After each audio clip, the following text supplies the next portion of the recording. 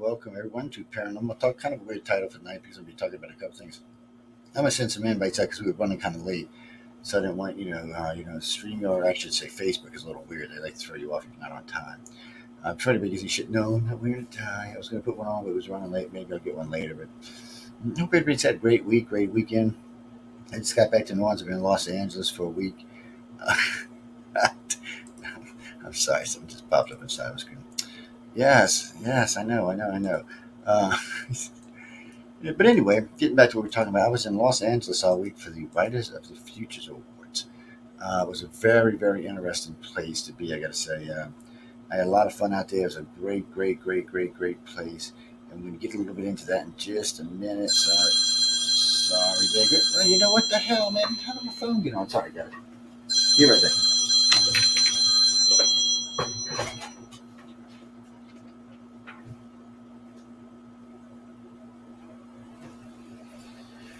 Okay, that was slightly unprofessional, I got to say. I apologize for that.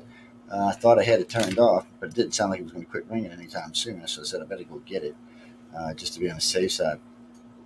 Michael, I'm Michael. I was thinking about Michael Angley, Christopher. No, I'm gonna send out some invites in a few minutes. I don't know who's around. I hadn't really talked to any hosts this week. All the hosts have been on their own all week taking care of their shows. I was starting to post them earlier, but I wanted to get this show in tonight.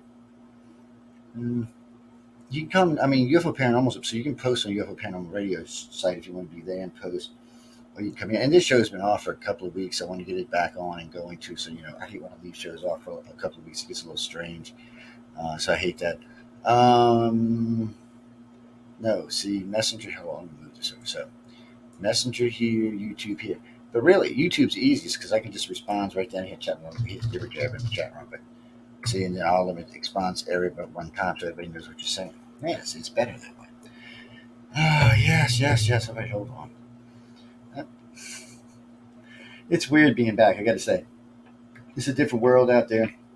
A whole different part of what I do in my life is out there um, compared to what I do now here in New Orleans. It's a strange thing for me. But hold on, let me open Facebook because I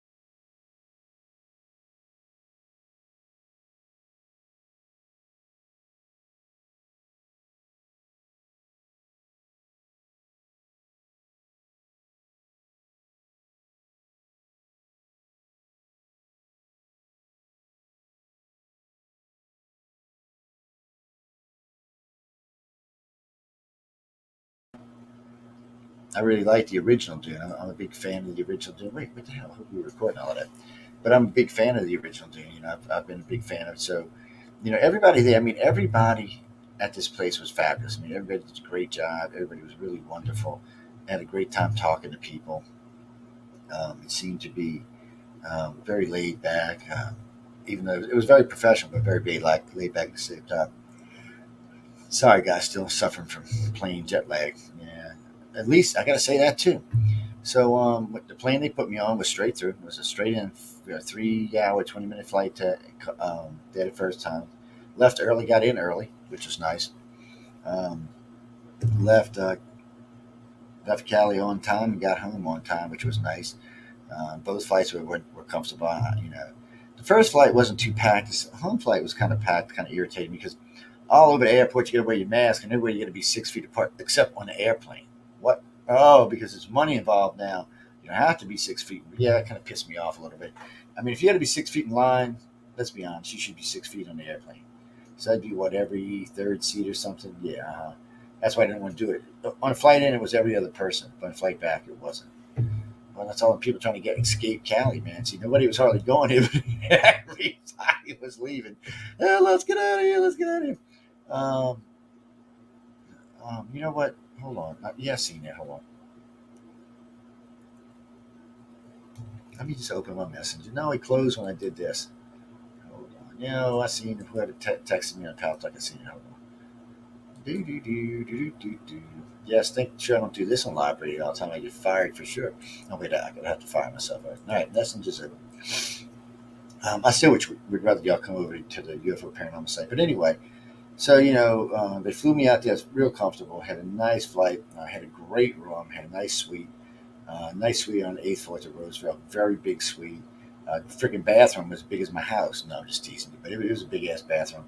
They had closets in the front and a big walk-in closet in the back.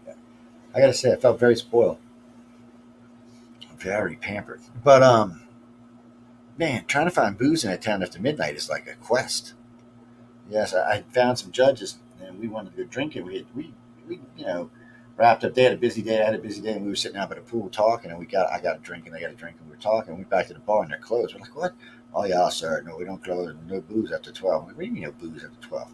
And on the weekend it was after 2. It was hard to find. We got lucky. We wanted to have an after party from after the event, the Friday night event. So everybody was looking because everybody was piped up. Nobody's ready to go to sleep. So we walked down to the liquor store. Myself, I'm not going to mention the other two people who were with me, but we got walked down there, walked into the liquor store. Everybody grabbed their booze 1 minute before 2 because they quit selling booze at 2. I was like, what the hell kind of? It's like being in a twilight zone for me, man. I'm used to living in a city where you can go eat, drink, or anything, 24/7. So I tell you one other thing: the whole town smells like marijuana. It's the second time I've been there in 2 years, in the whole no, 2.5 years.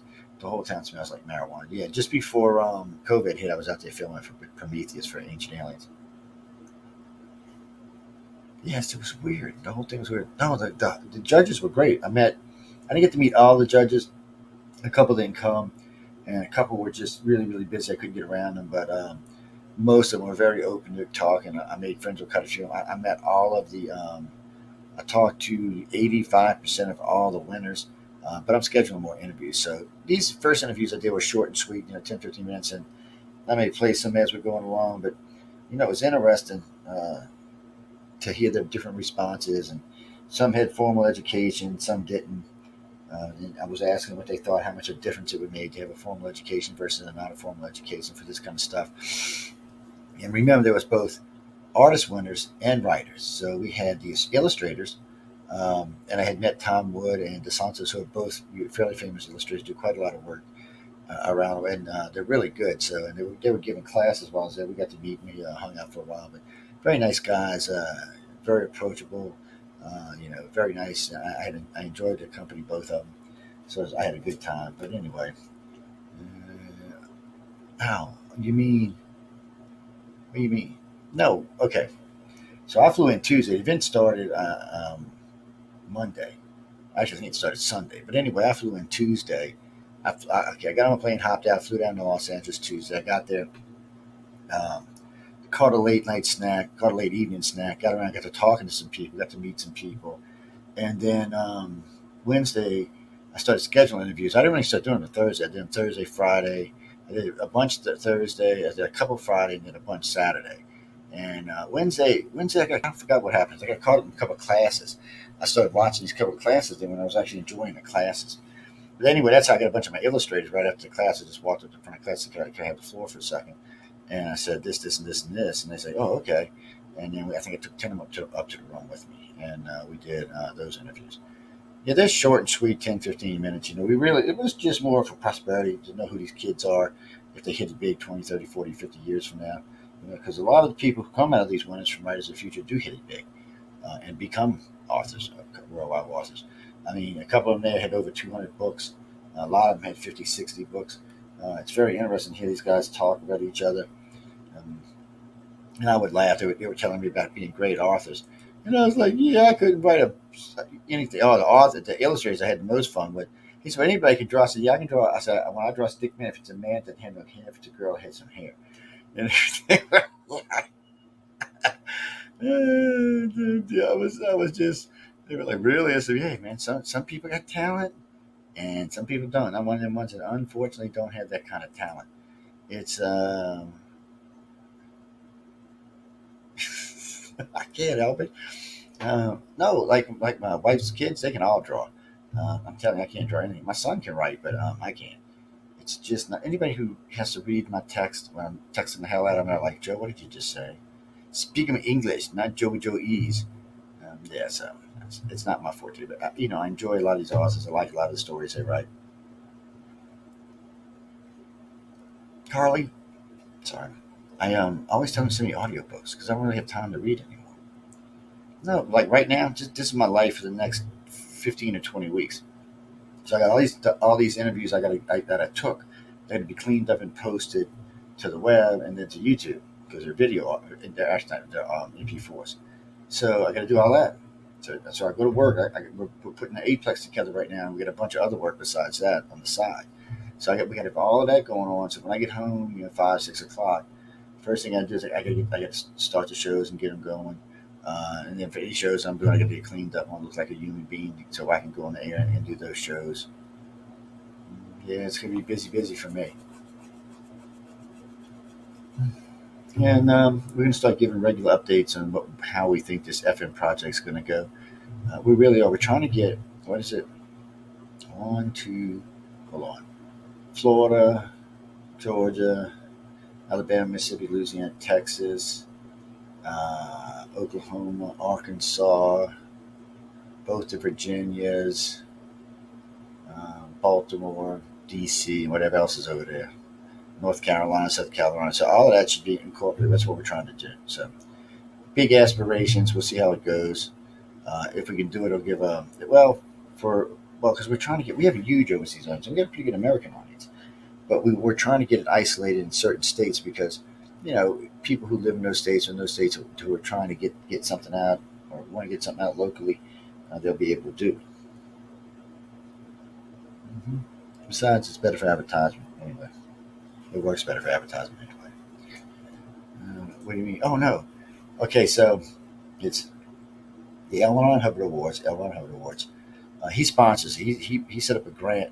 So this is book 37 that's coming out. So he set up a grant so that these writers can do this and these artists can do this. So what they do is every quarter they take some. So I think it's three a quarter. Three winners a quarter because it's 12 total year. But there's also honor mention, silver honor mention, stuff like that. So it's not left. It's not just. It doesn't just hang out there and stuff like that. No, because they want to inspire people. I know I was talking to one. I think it was Luke Wildman. And he was telling me he had tried a couple of times and they gave him like honorable mention and something else honorable mention. Oh, hey, there's Sean. Hello, Sean. Is it Sean Demond? What's up, Sean?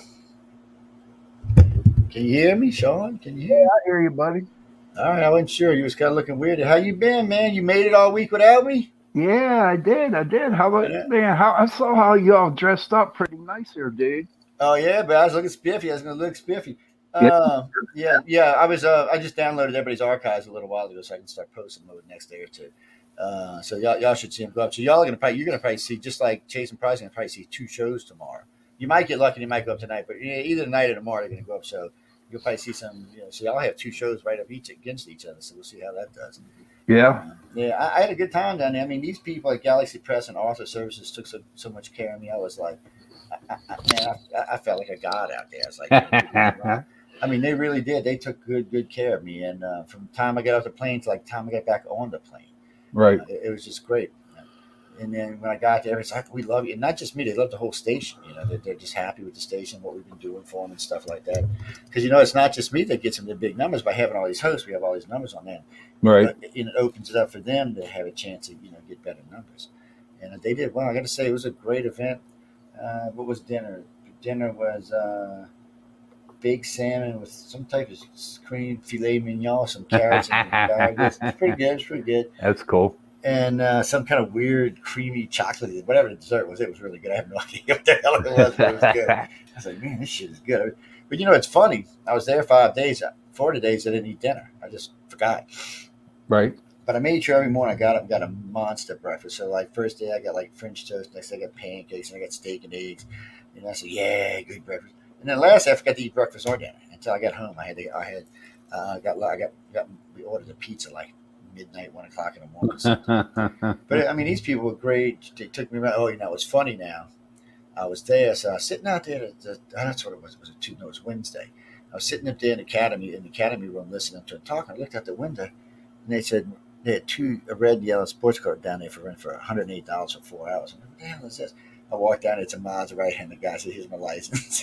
Here's my insurance." I don't know. It might get lucky and got in the movie, so we'll see what happens. That'd be cool. Well, I wanted to run down Highway 1 just to see what it looked like. Right? It's been a long time since I've been down it. The last time I was on Highway 1 was my wife was. We were in. Did she go? Laughlin. Not this time, though. She wanted to stay home. But yeah, because it's like a whirlwind when you're with me. Usually I bring 2 or 3 people because it's like a whirlwind. I usually have people out, booking guests for me and setting up times and guests like that. Right. And it's just crazy. And for me, it was nonstop. I mean, literally, I got up around 7 in the morning. Oh, I lost you, but he'll be back. Anyway, for y'all, listen, I got up about 7 in the morning, stopped about 1 or 2 in the morning, and then went back. And thank you for that report, Dell. Thank you again for that report, Dell. Such rudeness. But guys, I mean, I'm not a big fan of LA, and I got to tell you, this trip I did didn't change my opinion of Los Angeles any. It is a crime-ridden, dirty, nasty little city that needs some serious loving to it. We walked out. It was midnight, and we wanted to go find something to eat. I was walking with 2 other guys, and they down there trying to kill each other, not even half a block from us. It really is just a dirty, nasty little city. Really? Yeah, it is, man. And we're on Hollywood Boulevard. I mean, we're on Hollywood. We're at the Roosevelt Hotel, one of the nice hotel out there on Hollywood. I mean, on high. I can look out the window and see the little stars. I was having fun. I was walking with one of the judges. Oh, I'm stomping him. I don't like him. I'm stomping him. I don't like him. You know how to get those stars on the sidewalks. I'm stomping all the ones I don't like. I said, man, y'all should be taking video of this shit. But we had a good time though. And what happened was, I was cruising in the Maserati. And I was coming back, and when I came through, the streets were thin. You could cruise through this. So I'm cruising, zipping on the car. Handles like a dream. So all of a sudden, I look up, there's a roadblock, and I'm thinking, what the? And then there's a movie set. So I just, hit the brake and punched it because I just wanted to get around. So, this real light ass car with a lot of power just spun itself back forward. Great handle like a dream. So I said, okay, so I'm going back looking for another way. I'm at, I think, 3 lights down. I hear on my window. Look, I'm thinking, man, I should have brought Martha with me. I don't know what the hell's going on. The guy, he said, man, what's your name? He said, that was you back there? I said, yeah. I said, why? He said, they might want to include it in whatever. He didn't tell me the title of the movie, but I'm actually going to send it to him, something to look for. So he asked me if I'd sign a waiver here. I don't know what all the information on it. And bitch part is, I think I'll get a check for like $366. I think that's what whatever standard is right now. It's just hilariously funny. But we watched them film 3 different movies. When we first got the first night I got there, they were filming a movie on one side of the hotel. Second time I got, on the next night, they were filming it down the street at another place. I'm like, Jesus, people. But it was fun. But there's a lot of talented authors there, talented artists. They got a lot of people. Some of them are young, some in the middle age, some our age. It's amazing. A lot of out of country winners. I was like, look at these guys, man. Uh-huh. It's nice. And so I told Jenny to send them in because if you win, they fly you out for like 7 days on their ticket. They put you up in a hotel room, a nice hotel like the Roosevelt. All expenses paid, all food paid. They got mad at me because I was paying for my own food, and I said, "Gee, I'm paying for everything else," and I like to eat, So Right. so they paid for all of that. They rented all their tuxes and outfits and gowns and Damn. everything, and brought them out to the red carpet. All kind of press was there, and Really. I was going around filming the press. I was having a ball. Yeah, I made friends with a lot of people out there. I met some people from NBC, ABC, CBS. There was a few of them out there, and I met one particular filming crew who I liked. I was filming them. I said, I walked up to them and said, "Well, I'm gonna film the filmers while the filmer's filming you." And they got all confused. And but they're the ones who were working the show inside, which was kind of nice. And Right. man, I can't. I took 2,000, maybe 3,000 pictures. I deleted about 300 the other night. I was sitting down waiting on dinner. I deleted probably 1,000 on the phone on the ride home in the airplane. I said, Wow. this has got to go." But a lot of great people. Man. I just couldn't get Are over they? how nice the people were. Yeah, I mean, it's hard. It's you know, put this in perspective. So you send something to these people, right? So it's blind draw. One person reads the stories, and then they send them to the judges with no names, no sexes, no just the story, nothing else. So the Right. judges have no idea who this is. So it doesn't cost anything. It's absolutely free. You send it in, they read it. And same thing with your artwork. You send it in, and if the judges think it's good, and if you're not, they get a letter that says, "Oh, try again," because you can try every quarter. Um, so they try. Some people went 14 quarters. Some people went 14 years. Some people went 20 years. It was crazy. Some people were first time winners. And then at the end of the show and all, they picked two big winners and a big honorable mention, which all get a $5,000 check and these massive ass trophies. They had to give them suitcases to pack all their shit in to take back with them. But everybody had a great time. I interviewed. I think I got 26, 25 or 26 of the 33 of those done. I got interviews setting up with all the judges, and so I'm gonna get with some of the hosts on this network who like to do authors and send them some authors to talk to. And Okay. I'll probably start them with the young ones because the judges are kind of know me and they're kind of funny about who they talk to. Met Why the is that? guy. Why is that, Jeff? They just are. You got to.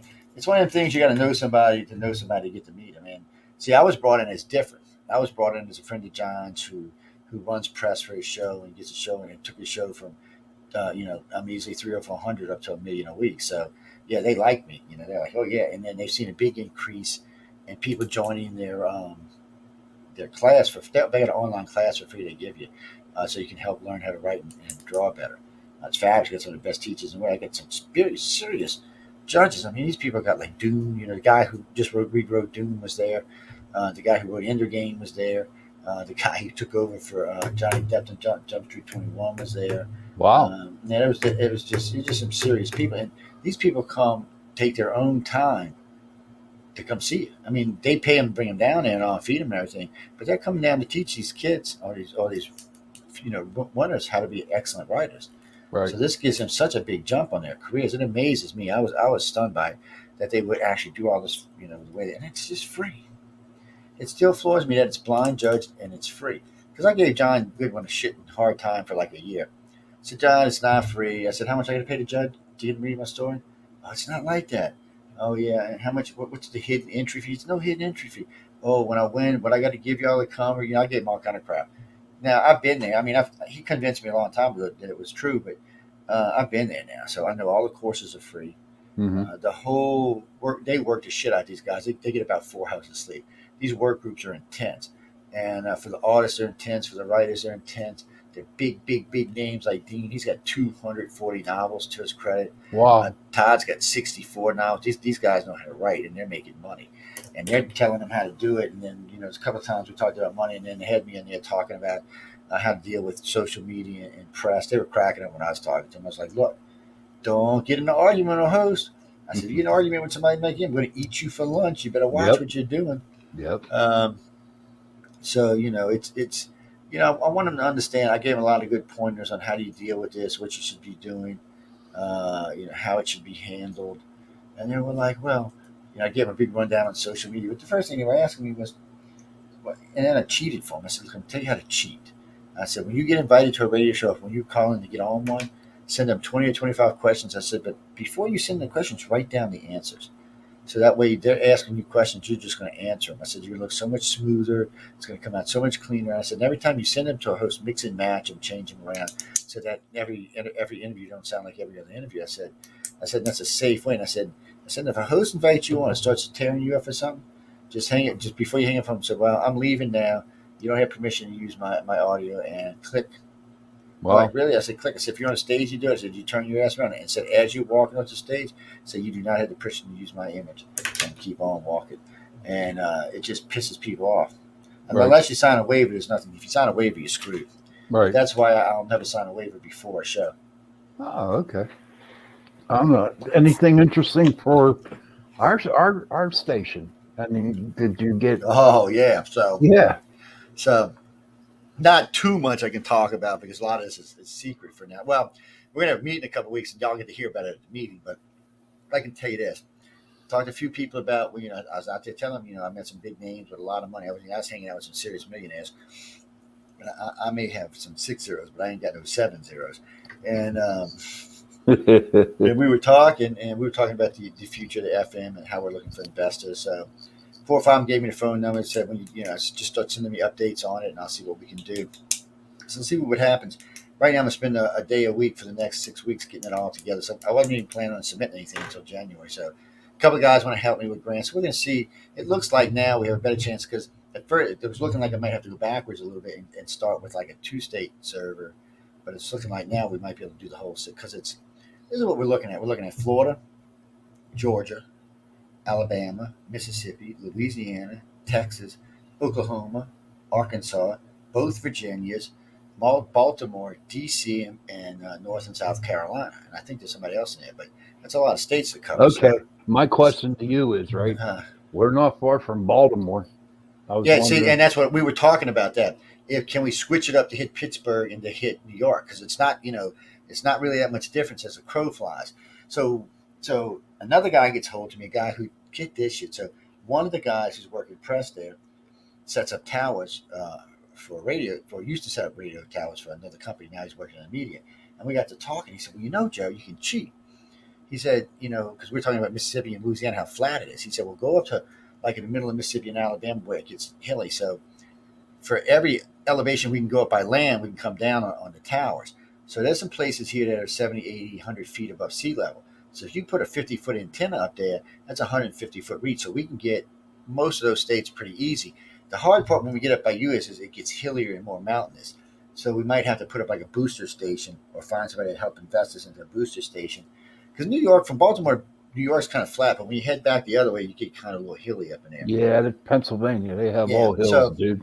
So we'll have to see how that. But same thing in Virginia now. We may have some issues in Virginia. We may have, because something I learned driving from Utah to Colorado was in some of those interstates, some of the valleys you get in, there is nothing, no cell tower, no Right. radio, no nothing.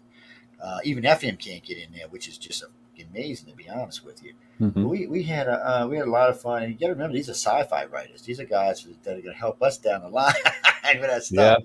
And nobody knew I did UFO paranormal stuff, and then a couple must have found that there was a research me on the last day there. And can we talk about this? Can we talk about this? Can we talk about this? I said, y'all not here to interview me. I'm here to interview y'all. So sorry, guys. I said maybe when we do the big interviews, hour to 2 hour interviews, y'all can come in and we'll talk No, about it that more. would be pretty cool. I mean, Yeah. I So don't know. Let me tell you about my dream I had, dude. go ahead. All right. My dream, honest to Pete, I had a dream that somebody, some dude, just gave you like $10 million so you can expand UPRN to all the 50 states. $10 million, No, no, I I get. did. I No, did. I'm I serious. went, I was going to say, with $10 million, I can expand to all 50 states. Shit, right. I might even be able to get one to Hawaii for that. I don't know I why I mean, it want to was, broadcast to I Hawaii. mean, it was really weird because, honest to God, I'm thinking, holy shit, are we going to be all over the United States? Because the dream was like so damn real. I'm And telling you, some of the guys I was talking to had serious money, and two of them were talking to me about because we were looking at. We got a lot of work to do on what it's going to actually come down because we already know what the towers and the transmitters cost. There's other things we have to do, licenses and stuff like that, legal agreements and shit, and that's going to kind of jack the prices up. The actual tower and equipment installation all is less than $200,000, well maybe $300,000, but still. It's the other stuff, FCC licensing and stuff like that, Right. cross-based licensing. That's all going to get expensive. But the estimate somewhere about $1.5 million. But anyway, so we are looking if we can expand. I even offered some people, partnerships and shit like that. So we'll see how it goes. We have a good large audience now, and everybody was very interested in it. And I took them where they could see, what we had and what we're Hmm. doing and stuff like that. So there's people are interested in. And I told him, and one of the guys laughed. He said, "Why you want to change it?" So he said, "You got a great following." I said, "Yeah, I'm not getting rid of the podcast. That's never going away." I said, "But let me tell you the difference." I said, "When I sell $2,500 ads on paranormal radio, that's great, but on FM, that would be $25,000 worth of advertisements. Right. Right. It's a majorly different price, and unfortunately, podcasts don't get the fairness of the prices that they should because really, FM's great and you can get it in your car. Everybody used to be the excuses, well, pods are just on the internet, but that's not true anymore. If you got a cell phone, pods are anywhere. Hmm. You can slap it on from your phone to your car all day long. So, and then a lot of cars have scan disc record. In their stereos, you stick a scan disc in there. So, unfortunately for them, pods are everywhere. And then you got like Sirius radio and satellite radio. Right. So we're in a good position right now. We're way at the top of our field. We got honorable mention for the podcasters award, which was nice. And they said, "Well, we're going to send you a trophy." So I ain't spending no $400 on trophy. You forget it. Uh, well, I don't need it. I mean, it's a Right. great recognition. But we didn't win. We just honorable mention, and I'm happy with knowing we were honorable mention. I kept the things I can post on the site, but and then also they got one for just being a nominee, which we did make the second round, which is also nice. Right. So I'm very happy with all that. So that's good for us. That's just more things for us in the station to brag about. But we still got a long ways to go in a lot of areas. But I got faith. I I do got too. I got absolute faith. And then I haven't told Kathy Belsky, but she's been paying for advertisement lately, and I've been gone all week. So as a favor, I got a big ass plug out in California off of one of the local television stations. Right. Yeah, she was like, we were talking, and I was telling her, the lady asked me about one of my typical advertising. I said, well, one of my hosts are advertising right now, Kathy Belsky. She's got a gig coming up in December. I said, you can run by the station and hear about it. She goes, well, that was slick. I said, no, it's just taking care of one of my hosts, taking care of them. So, no, we'll see how that goes. And then it was strange because, boy, they got a nice office over at Office Services, man. I think it's so nice. All hardwood everywhere. They Wow. actually, they actually got a real cappuccino machine there. The brass ones, man, the ones that cost some money. I was Uh-huh. impressed. I mean, I work for a lot of wealthy people. I'm in a lot of rich places. I didn't grow up poor, and so I'm not easily impressed. I got to say, I was impressed. Not so much about what kind of money or anything like that, because they're not filthy rich or anything. But not the people who work there, but about the way they handled themselves. They were just fabulous people. Really? Yeah, they were just everybody was super nice. Went way out of their way to make sure I was happy. They did not have to do that. Doesn't it Called and make checked on me regularly. I mean, John Goodwin, who's the president of Galaxy Fest, and him and I have been friends for a while now. We chit chat. We have a lot of fun when we're talking. And he made sure he called me every day. He said, "Joe, they got you like for the dinner. I'll have to show you. I'll have to show you after a while. Pull it up and thing." So for the event, he called me. He said, "You got a good seat, right?" I said, "Emily, all right, she gave me one of the best seats in the house." Tell us, I said, "Thank you." Thursday night they were having a big steak dinner at this.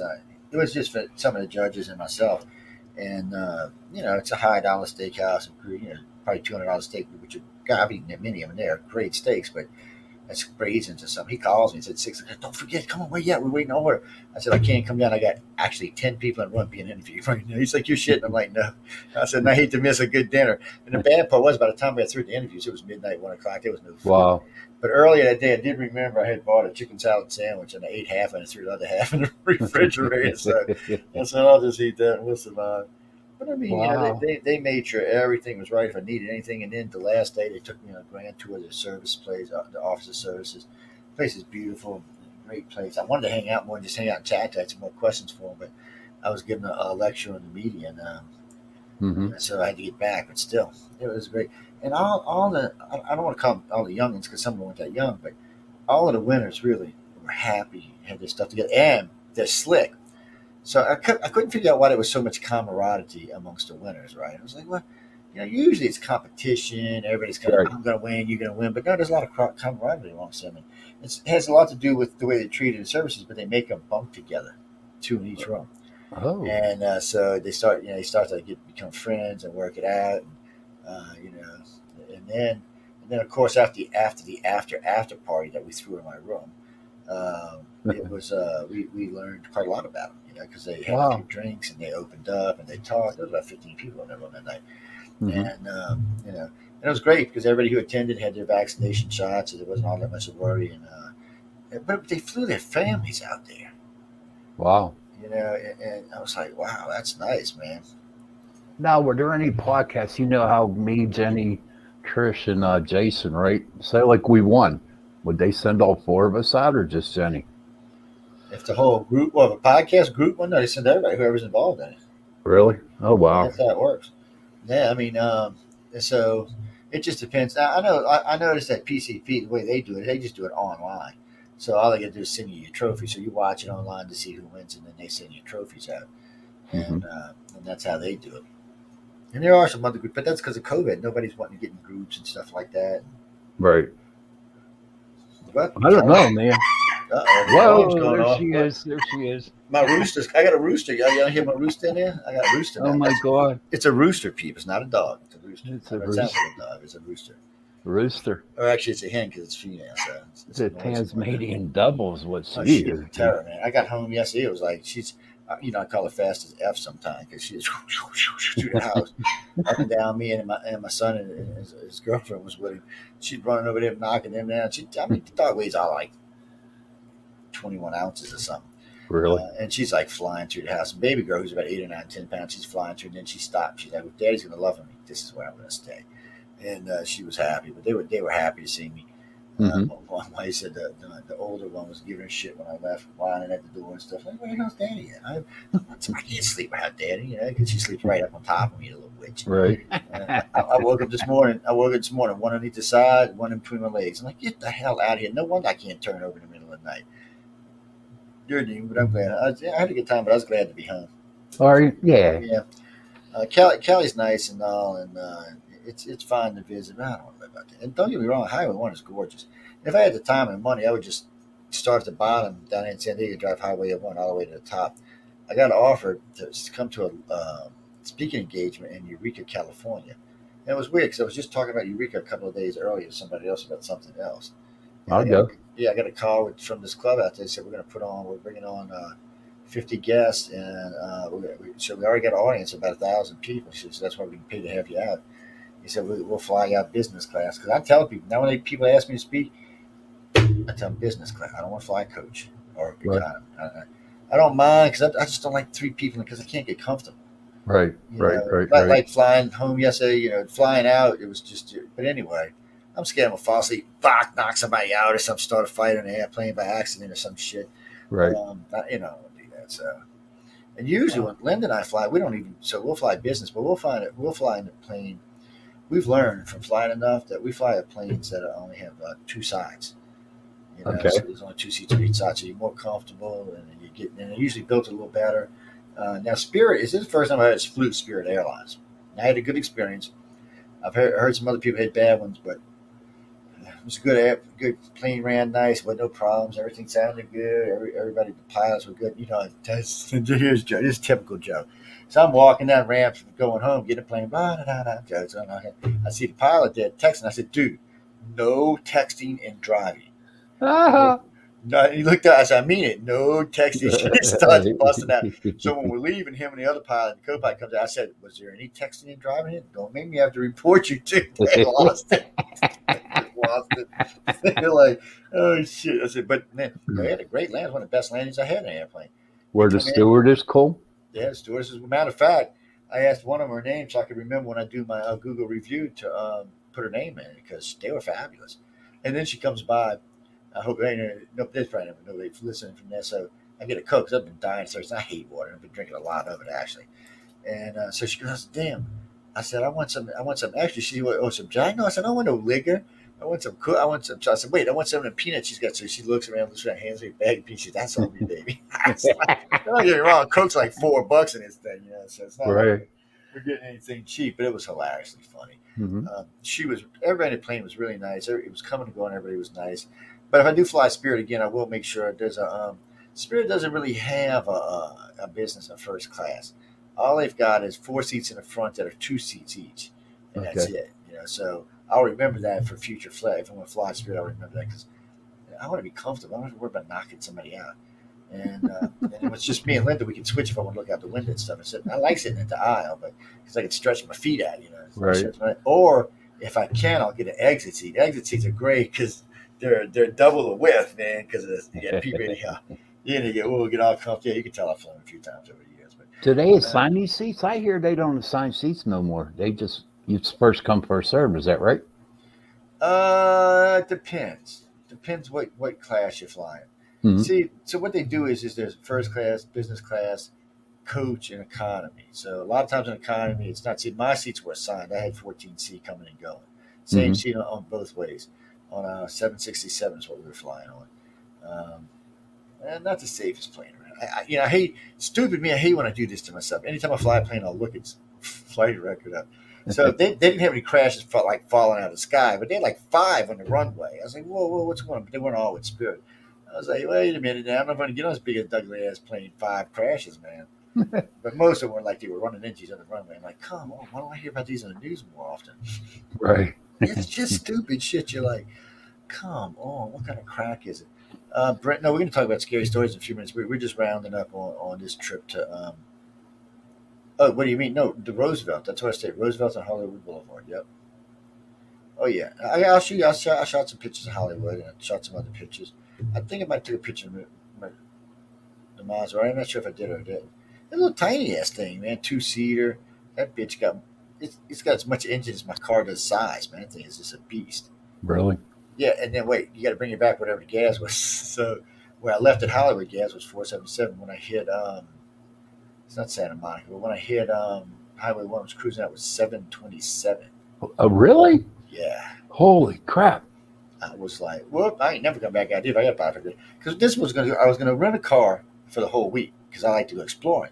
But then I got to thinking, and then they called me. So we're not going to pay for the $50. I said, I should pay for that. I'll pay for that. Don't worry about it. Because at the hotel, you got to pay $50 to keep your car there.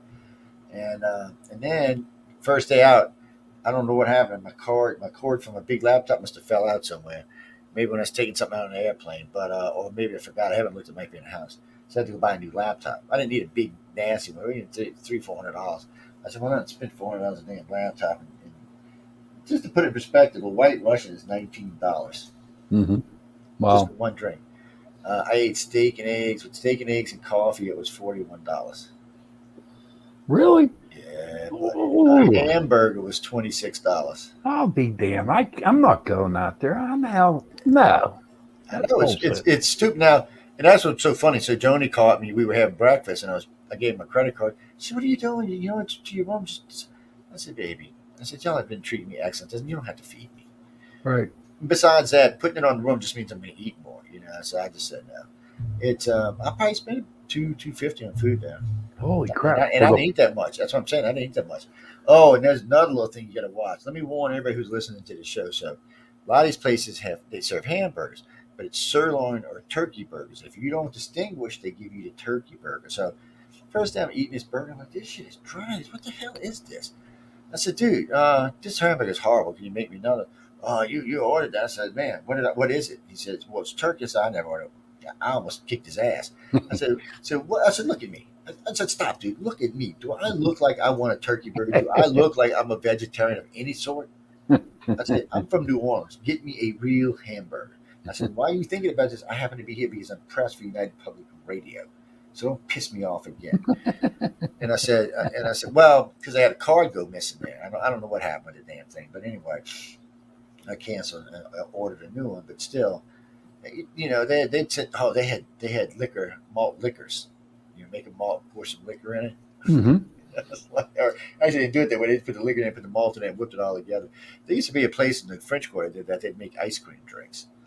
They were Oh, fabulous. wow. Oh yeah, talk about you drunk fast because you don't taste any liquor. You're like, so let's see, grasshopper, chocolate this, chocolate. You're walking along. Next thing you know, you're like, man, where's the car? Man, I can't drive. It's crazy shit. It's crazy, but yeah, it was a weird place. It really Ah, was. I mean, I had a great time. I mean, everybody took care of me. They were just fabulous out there. John and Emily put on the event, which was just stunning. She did a again, just outstanding job with it. Hmm. And I was amazed at how much work she did. John is just a great host. Um, Joni was the host of the event, but John, he's the president of Galaxy Express. He was the key first main speaker. But the event, he made sure everybody was happy, everybody was taken care of. He made sure the right judges were in charge of the right things. And I'm not kidding. He talked to me every day to make sure I was good and had everything I needed. And I told him in the beginning I need a decent room because I'm going to have people in it. And they hooked me up with a decent room. I ain't going to call decent. It's far more beyond decent, but still, it's hard because I do a lot of events, and some people want to be just as cheap shit as you can. And I'm gonna be honest about this, and this is for anybody who listens to this. If you're gonna invite me to speak, don't be cheap shit because I ain't coming back. Uh, I'm Hmm. not. I said if you're gonna fly me out, make me do something. Then when I get there at the end, you want to just be something. Just it ain't gonna happen. I ain't coming back. And then of Right. course I'm gonna tell everybody in the mama not to go back either. Um, I went to one time. I flew in Linda when and he said, "Well, you're gonna share a room with somebody." I said, "What? Well, give me my airplane ticket because I'm going home." He said, "What do you mean?" I said, "I have my wife. Why would I want to share a room with somebody?" And they're like, "Oh, okay." Because I paid for Linda's ticket to come down. And like Steven, but said he never. Steven was a consummate host himself. He'd fly us out to DC. Linda and I. He'd give her. He was always trying to get her to speak. He'd hook us with a good room up, fly us both out there. He would pay for it. Of course, I always donated my speaking fee back to him. But I like Steven. He was a good guy. Took care of him. I don't talk to him that often anymore because you can only talk about the same subject so much before you just get bored out of your mind. It's like No. Hmm. I love Steve, but I know what he's talking about. It's like Richard. I ain't talking to Richard. It's just more of the same old crap. I want Hmm. something new and fresh and clean. That's great for them. They can talk to young guys coming up and new guys and stuff like that. But that's just not what I'm looking to be. Nah. What was I looking? What was I looking for? Me. You forgot me what I was looking for. Now. Oh, YouTube. Let's see if I can find this picture of myself. This is weird. I gotta say, I see myself right there. Well, actually, Linda. See, hey, Michael. Linda seen me up on the Hey, screen. Mike. She seen me. Sap, what's going on? I What's gotta up, use. This Mike? is gonna be my new profile if I ever find it again. How's it been, old man? What you been up to? We just been talking about the little trip I took down the riders and the futures down there. I'm waiting for Uh, my Instacart. I feel like a bear that lives in a cave, and people bring me food, leave it at my door. that's my dream, though. feed me. Drop it living in, drop it off. living the dream. Hey, if you could open up your phone and poke at what you want and have people bring it to you, and it's cheaper than what gasoline would cost me to go to the store and have to walk around the Yeah, store well, for an that ain't hour. how it is here, unfortunately. Yeah, man. Down here, it's way cheaper to go get it yourself. Like that DoorDash and shit like that, and Uber stuff like that. Oh my God, no! What they do down here is say you order a restaurant where it's normally like say $15 or $20 a plate, right? And Yeah. and maybe so. Anyways, it comes out to about $25 dinner. When you order from them, it's $105. Damn.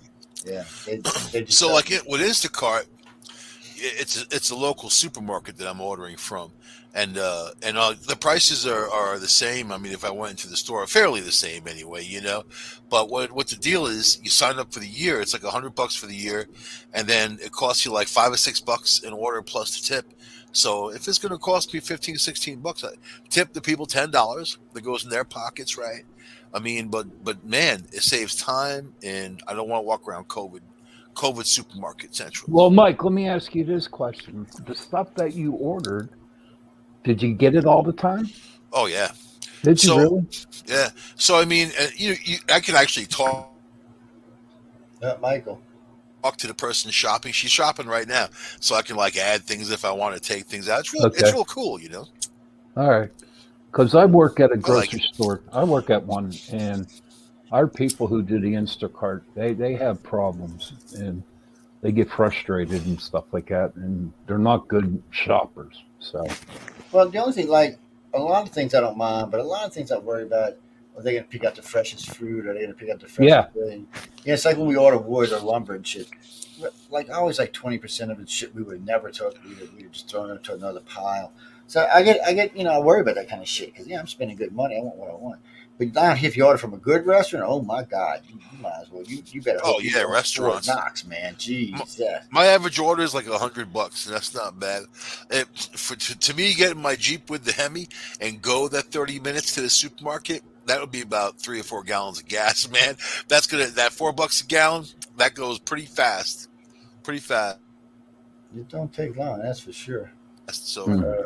What the it hell's going evens on out. here? At least I don't have to go out. You know, they Hey, got these Mennonites bringing it because I live in the middle of an Amish Mennonite area. So like this Mennonite shows up in a new Cadillac, and she was the Instacart girl. I'm like, my life Really? is so weird. You know what I mean? It's just weird. You know, sometimes you just look in the mirror and say, your life is weird. the bad part is, oh man, I tell you what, if the news is Callie's is telling the truth, we in deep shit. I mean, we in deep shit. Which part? What's up? What's been going on is, we got all these ships parked off all these coasts all over the place. Oh yeah, So Callie's forecast before it even starts to get better, midsummer 2023, not 2022, but 2023 plus. They're saying that you can guarantee, they're guaranteeing you that at least 70% of all product will be off the shelves throughout the end of the year, at least until the early part of summer. better buy your toilet paper. So that ain't even toilet paper they're worrying about. They're talking about food. Right. Uh, Yeah, they're talking get about that food stuff Charmin. like Don't that. squeeze the Charmin. It's even Callie's Man. panicking a little bit now. When Callie starts panicking, it's never a good thing. Most of the food in the U.S. comes from the U.S. though. I'm not worried about that. You know, but you know it's going to Sort be of. the BS. It's going to be the parts for things. You know, car Well, parts, no. things like On the that. Things. food, that's not true, Mike. What comes from the U.S. and food is some beef. Some beef still comes from Mexico and Canada. You can see it. They Yeah. label it. So about half of it does. Depends So on who you are and where you live, I guess. Like with me locally, most of these stores deal with local people that they have local cattle, they have local yeah, chickens, if and they're it's all that type of independent stuff. stores, they Right. might. If they're brand Yeah, name stores, they're not. Well, I'll tell So you that's what what. it comes down to. I'm a meat Wegmans. cutter. I'm a meat cutter at a grocery store, Okay, and there was many times. We get our beef mainly from Nebraska, yeah. out that way, but there was a shortage of cows, and we ended up getting it from Mexico, and we ended up getting it from Canada. And what's really crazy about that, the texture of the different beef is you can Yep. tell the difference Yeah, between I wouldn't Mexico feel and the so But United bad. States. it's even worse than that. Have you ever eaten beef from the Oh yeah, heartland? It's got a sage taste, so it's nasty. as long as Uh, it's not from China. Well, it's not coming from China. But to see, this is what the problem is, and this is the other problem. So I'm talking to a guy the other day about this. So they got beef, but they can't get the truckers to bring the beef out. So then it sits and spoils. Hmm. That's another problem. And they were talking about this hardcore. They don't know why we had such a big trucker shortage. And they said, I don't understand why we didn't have a trucker shortage, but all of a sudden now we do. They're We're here. saying, yeah. So you want to know what happened? Yeah, this is what happened. There's a big, huge truck shortage here. Big, huge. So nobody said. Well, the other day the question came, well, why didn't it happen to Trump, but it's happening to Obama? You want me to tell you why? Because Obama shut down 3 pipelines. So guess what? All that oil has to be what? Tanked in by truck. Went, Even went, even when went. it goes in on a train, it's still gonna be So tanked let's or be taken truck by a truck. drivers, all three of us, man. Yeah. You I know mean, what? good enough money I'm, now. It's but I was I'm going to get surprised. myself a chimpanzee and call him BJ, man, and that's going to be BJ and the bear, or he'll be the bear, Well, like that. over in England, they have a big shortage of truck drivers over there now. Oh yeah, huge, man. Huge. They got the army doing it now Yeah. over there. I'm waiting for us to do that. Yeah, but England's got a worse problem with COVID because they've got what they call COVID plus, a Delta plus, and Delta Actually, plus is more infectious. So now they don't know what to do. They have their Plan B, and they're kind of resorting to Plan B. But I heard they're blaming it on the vaccine. It said they're saying it's lowering the immune system of the people. It said it's not wait, doing what it's supposed to it's not do. supposed to. Yeah, it's not supposed to. A lot of shit's not supposed to. But it does. Unfortunately, but it does. That's a problem. I don't know that the Moderna gave me superpowers, man. I can see better, I can hear better. Really? I can run 45 miles an hour. You should have seen me fall down the stairs last night, man. I fall better than Well, I'll tell you what happened to me. I had anybody I that know. Moderna. Right I onto the had, concrete. Boom. wow. But I had that No more Moderna. cracks for Michael. I got the Moderna. It doesn't help you see. It It doesn't help don't. you see in the dark. It screwed my brain up. It screws It everybody's screwed, brain up. It screws a lot of people up. screwed me Yeah. up for a So month. so I was, then yeah, Moderna and Pfizer said, well, it's okay if y'all mix and match shots even for the Johnson and Johnson. And Johnson, oh no, it's not. Do not mix your shot with ours. It doesn't work. no, Yeah. He said that's Moderna not. just screwed. The first shot of Moderna that I got, I was okay. My arm was sore. The second one, I was depressed. I was anxious. I was paranoid. I mean, I was terrible, man, for a That's my whole freaking everyday. month. I wouldn't even know the difference. No, I do. It's I good. had the Moderna, man. It's It good, man. was all Oh, right. people listen to us crazy. It didn't People do night. anything to me. You can find what we were talking I about right couldn't at sleep the first thefuture.com. night. I couldn't sleep. I had like indigestion the first night. There was something like that. But after that, it was fine. Where are you at, Joe? Oh, wait, watch. Oh, I'm down here. I'm on top. But I Watch. I'm know gonna a tell you. lot of people that had the Moderna, Look, and you want to see the best looking person at the place? Watch. Here you it's a go. hodgepodge. So, Here you go. This is the best uh, looking person at the place right here, man. Watch. I can show you just a second. Watch. Here we go. Tick, tick, tick, tick, tick. My wife found this by accident last night. Wait, well, there I am. Wait. Ooh, look oh, at there that you are. sexy Thanks, beast, Whoa, man. man. Bastard did it, dude, baby. It ain't playing. Look at dude. that. Anyway, watch. All right, brother. Just smile and look good. Put the Damn. look on it, man. Put the look on. But it was a great event. You can see. I mean, if you look at everything, they did a fabulous job. You Look look at all so this. uncomfortable sitting in there. No, it's comfortable as all hell, man. It's I laid mean, back. like in that environment, are you comfortable in that environment? I I'm could. not. I grew up in No, that, no man. empath is going to go sit in there and be comfortable. Oh No, no, man. I grew no, up no, in no, no. that. That's no. Yeah, they will if you grew up in it. I would need a plasma bubble around See, me. if you're an empath and you don't know how to shut it off, you're in deep shit all your life. I I don't know learned about that shutting it early. off. Not only did I learn how to shut off the empath, I learned how to shut off the thing about seeing people dying, and my What if telepathic one of those ability that keeps me chandeliers fell okay. on your head, man? Well, Ain't nothing gonna happen. Oh, I tell you what did happen. Michael, See, look. Michael, he's you got to Superman. think of like, Look, what if, you know? here's a secret y'all can't tell you. But you see this TV over here to the right? Oh, you can't see my mouse. But anyway, the TV to the right. All of a sudden, you hear this thug, and then you see this giant. This TV's giant, man. I mean, this fuck is like 400 inches. At least it starts waving on the screen like this. The poor girl in the back felt like to knock the whole thing down. I thought the hostess was going to have a heart attack, but it was a great event. I mean, they really took good care of us. You see, the tables are great. Everything's great. Food was great. Dessert was great. The award ceremony was just fabulous. They had a good time there. They showed me quite a few times. That's the best shot though, right there. Though. They just decided that, and that's what this is Luke Wildman. This guy right here, he gave a great interview. So with two of them, this one and I think Leah Ling is her name. I brought it to MCDC world. You know, Thor's going to be a woman. Superman's going to be gay, and what's his name from Galaxy Quest is going to be What do you pansexual. mean he's gonna be gay? So we were talking about. Well, actually, it's not Superman. Superman's son. I actually was corrected about that. You don't think he was gay before? He was just in the Superman closet. No, Superman. Look what I he's don't know wearing. about. I don't know Man. about the one back in the 50s. No I real can't say dude would nothing ever about wear it. that. But the other No Superman. guy wears tights, man. I'm saying that. Guys wear tights. What are you talking about? You better get up there crack, man. Robin When Hood. you're being paid to get now, Robin Hood. One of the Robins was gay. I don't know which one it was. Tights is stockings. And Just letting the you know. first Superman's supposed to be gay. So the very first one from the was it the Isn't 50s? Dumbledore gay? And Yeah, Voldemort? Aren't they all gay? No, only one of them was gay, but it was. They seem like they're a real angry crowd. No, not really. You know what's funny about this? You watch this whole awards ceremony. There's one girl she's going to talk about her wife. It's a well suited suit, and a bunch of them are from outside the country. It's just a good mix. I mean, but anyway, get back to what we're talking about. The reason I brought it up was I wanted to hear their opinion. I wanted to know what they thought about it. Do you think it's a good idea to change characters, or should you just develop new characters? And I want to see if they were going to stand up for themselves or just follow what I said. That was the real point. I wanted to see if they stood up for themselves. She said, no, I don't agree with it. I was like, good. He said, no, I don't agree with it. And that's what I was looking for because I wasn't giving my real opinions anyway. But I just wanted to see if they were going to stand up for themselves. So it was pretty good the way they did it. Everybody's nice. I interviewed these two. They were fun as hell. There was a lot. I interviewed this one. She was fun as hell. There was just a lot of good interviews in there and a lot of crazy people. You look good, man. You look do good. look good, George. Yeah, dude. You Yeah, do. I was hanging in there. I was all The happy. sunglasses, I don't know about what was on the Oh, sunglasses. but so sunglasses can't go, especially now. So let me tell you what happened with this. So somebody asked me about the sunglasses, and they said, "You can get that's Joe's signature look now. Leave him alone. He's wearing sunglasses until he dies. He'll have the prime of his head when he's in the coffin." And I said, "Yeah, you're probably right." But it was a good conference. I mean, a good. You look happy, man. You look happy to be Yeah, there. yeah. There were a lot of good people. Let me get it out of the thing now. There were a lot of good people there. The staff was the staff. Oh, let me put it back on for a second. Hold on.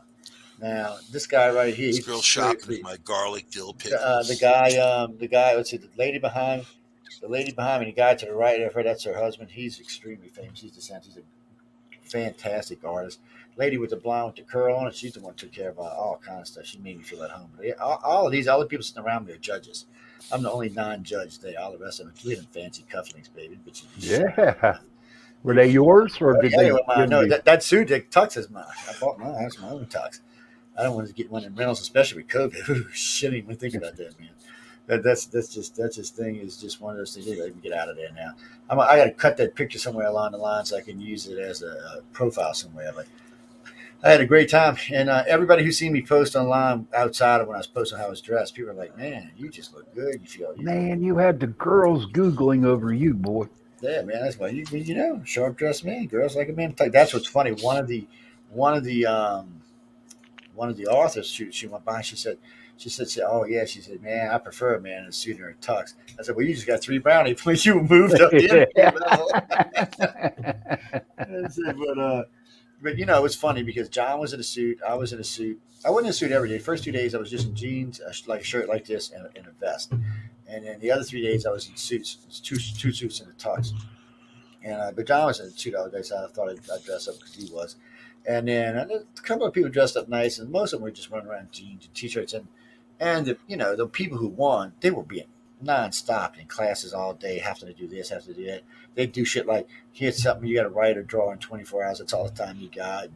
But hey, they loved it. I mean, all of them said once you win, you can't win again.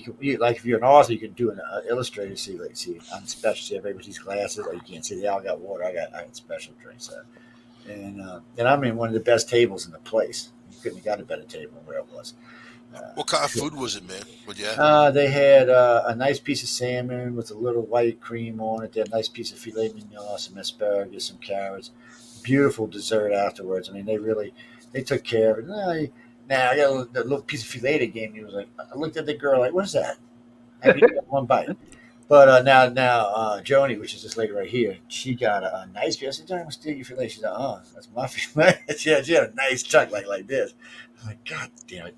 But the bitch part, I'll tell you. I mean, the food was good, but later on that night, I got a hamburger because it wasn't enough. I was still hungry, but that was the only night I ate dinner the whole time I was there. The other 4 nights I just didn't eat anything, and then yesterday I didn't eat anything until late last night, which is good. I need to lose some weight. But they were great. I mean, Mike, I wish I needed somebody out there with me because it was just way too much to absorb. And I met so many people. You know, 3 of the people that sitting at the table right there are millionaires.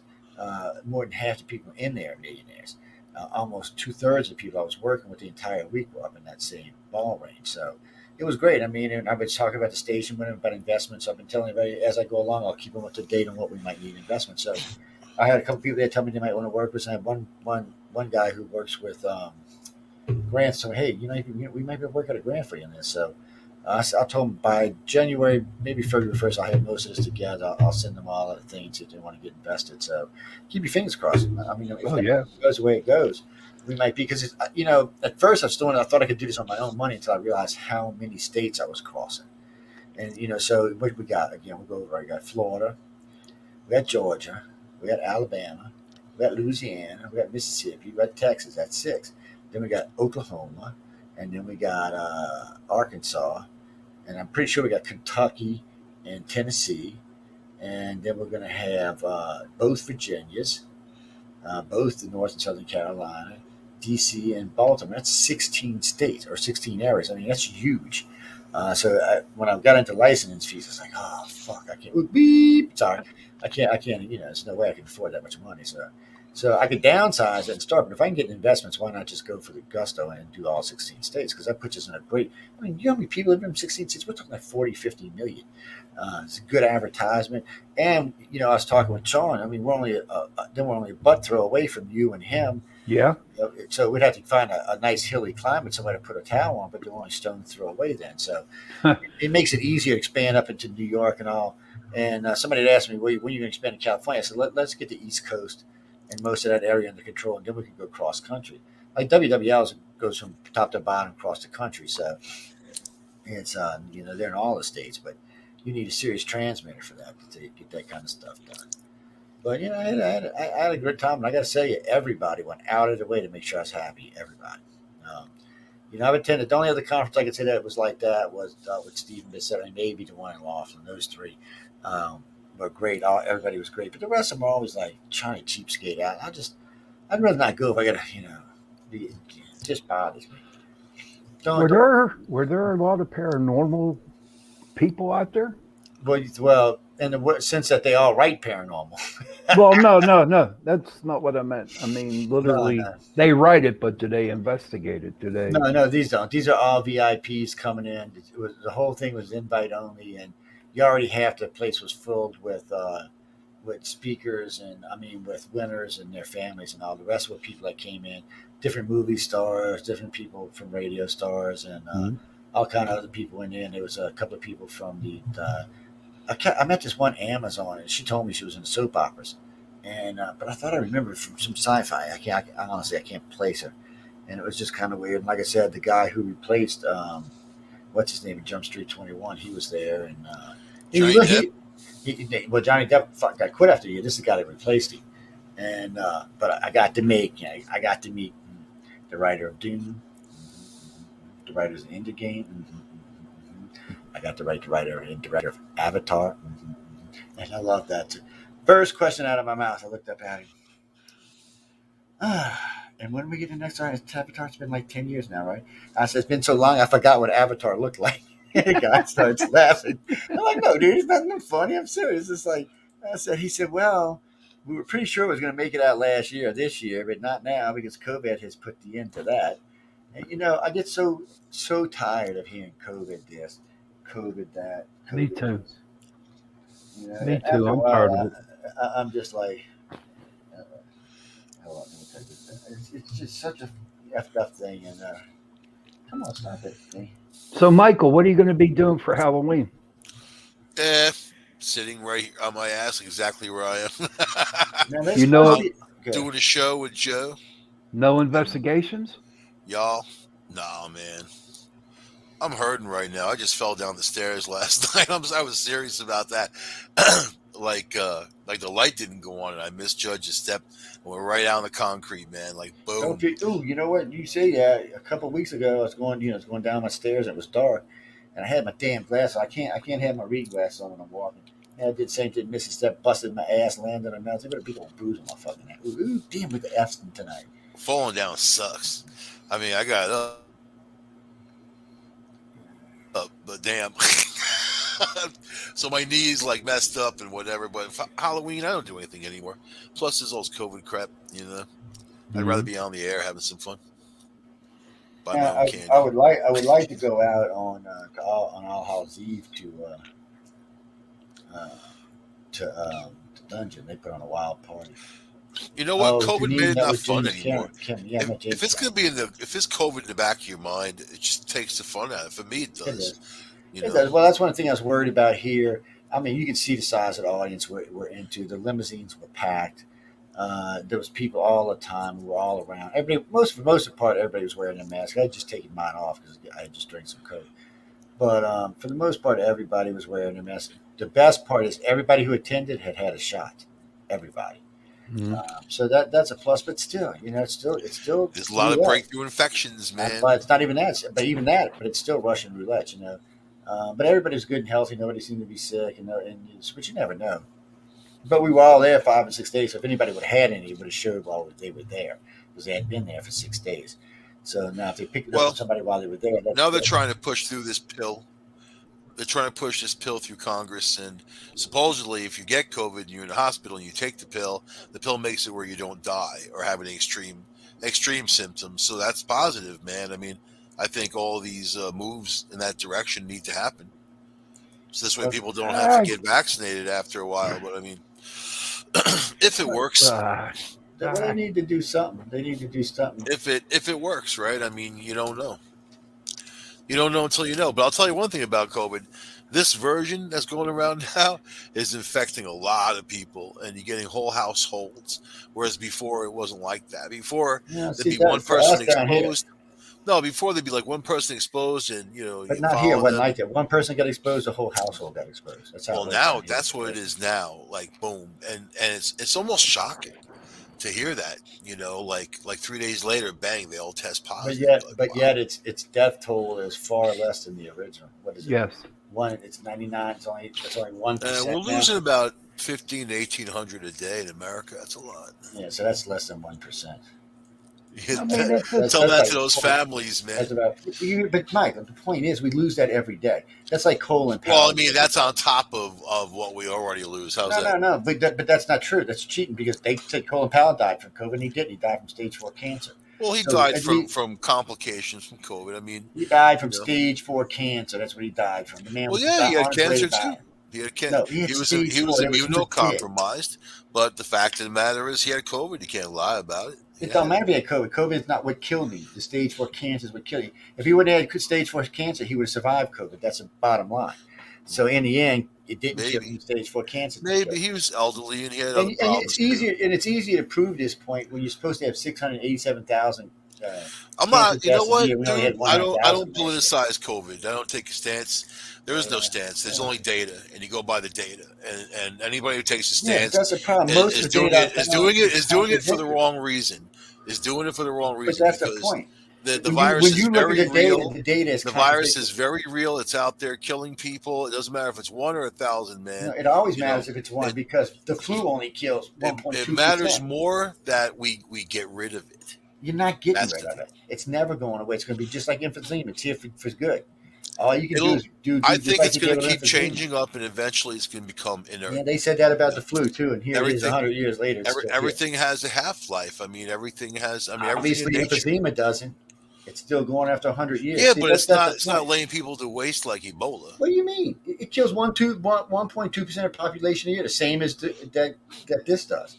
It's now exactly the same as the flu. They were talking about that on the news yesterday. You It mean is now killing the emphysema same. from people smoking cigarettes? No, I'm talking no after emphysema. The other one, the flu.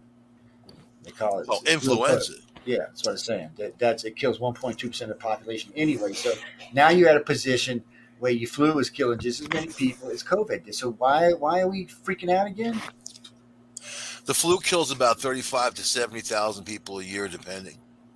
That's Yeah, just known. yeah, and COVID's killed no, no, no, no. 718,000 The since first last COVID, year. the first COVID killed 600 something thousand. It's gone. We're talking about Delta, and it's not killing the same as the Now first you COVID have Delta did. Plus, which is more infectious, they say. But it's still not But killing as many people. That's the problem. You're I having a don't know. hard time selling this to America when less and less and less and less people are dying. It's just how it is. Yeah. That's the horror story, people, is COVID. Well, But then apparently everybody's a sucker ass and they're all jumping through hoops.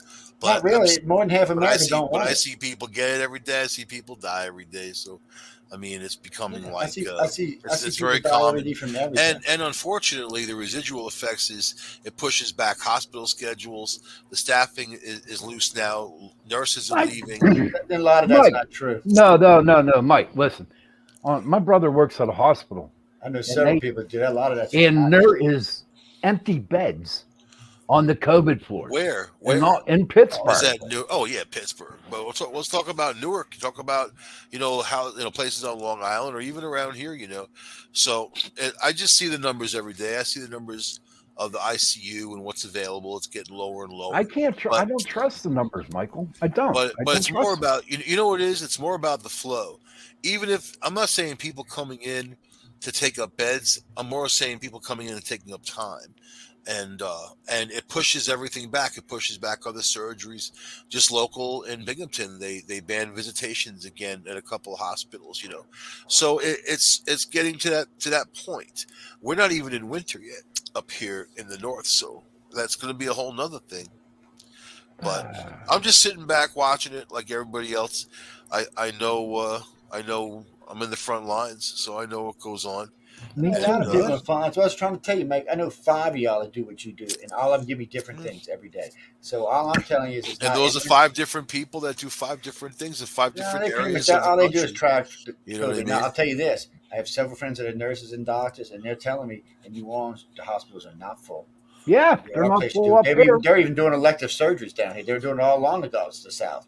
So when I listen to the news, I hear this. When I come down here, I hear this. It's not the same. Somebody's lying.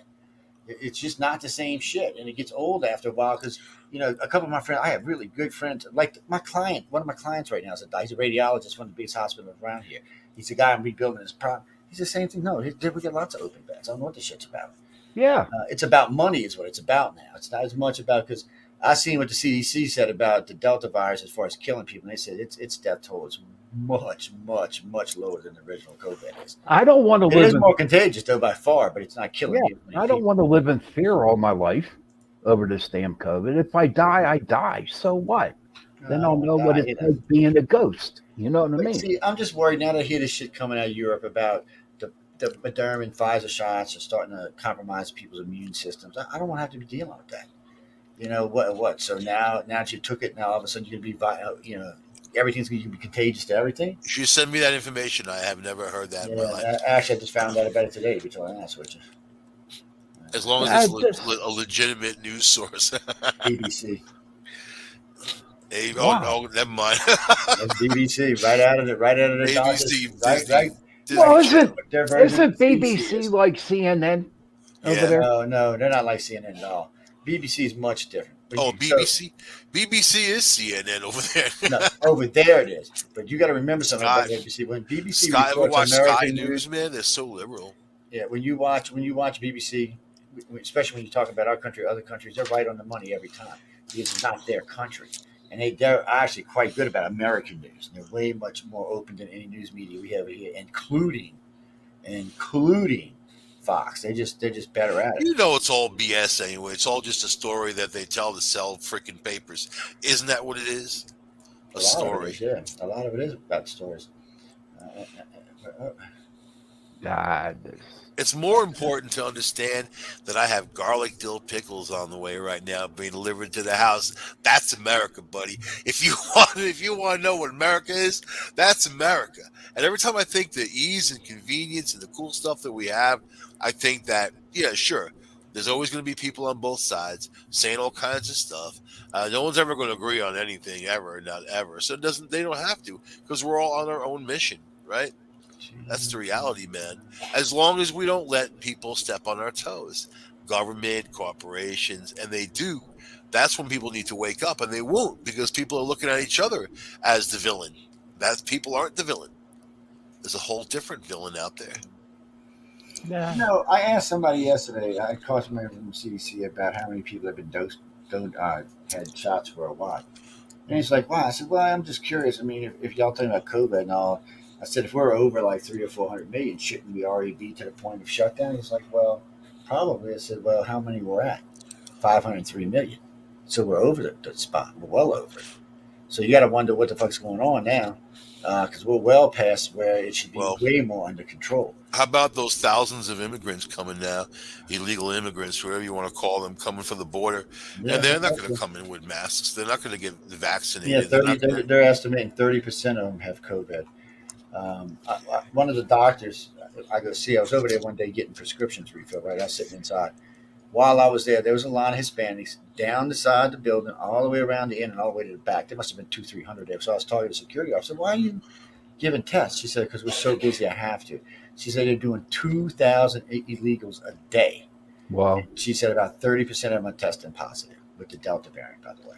And thank God it ain't the other one. But now Louisiana's got its own variant. It started somewhere in northern Louisiana.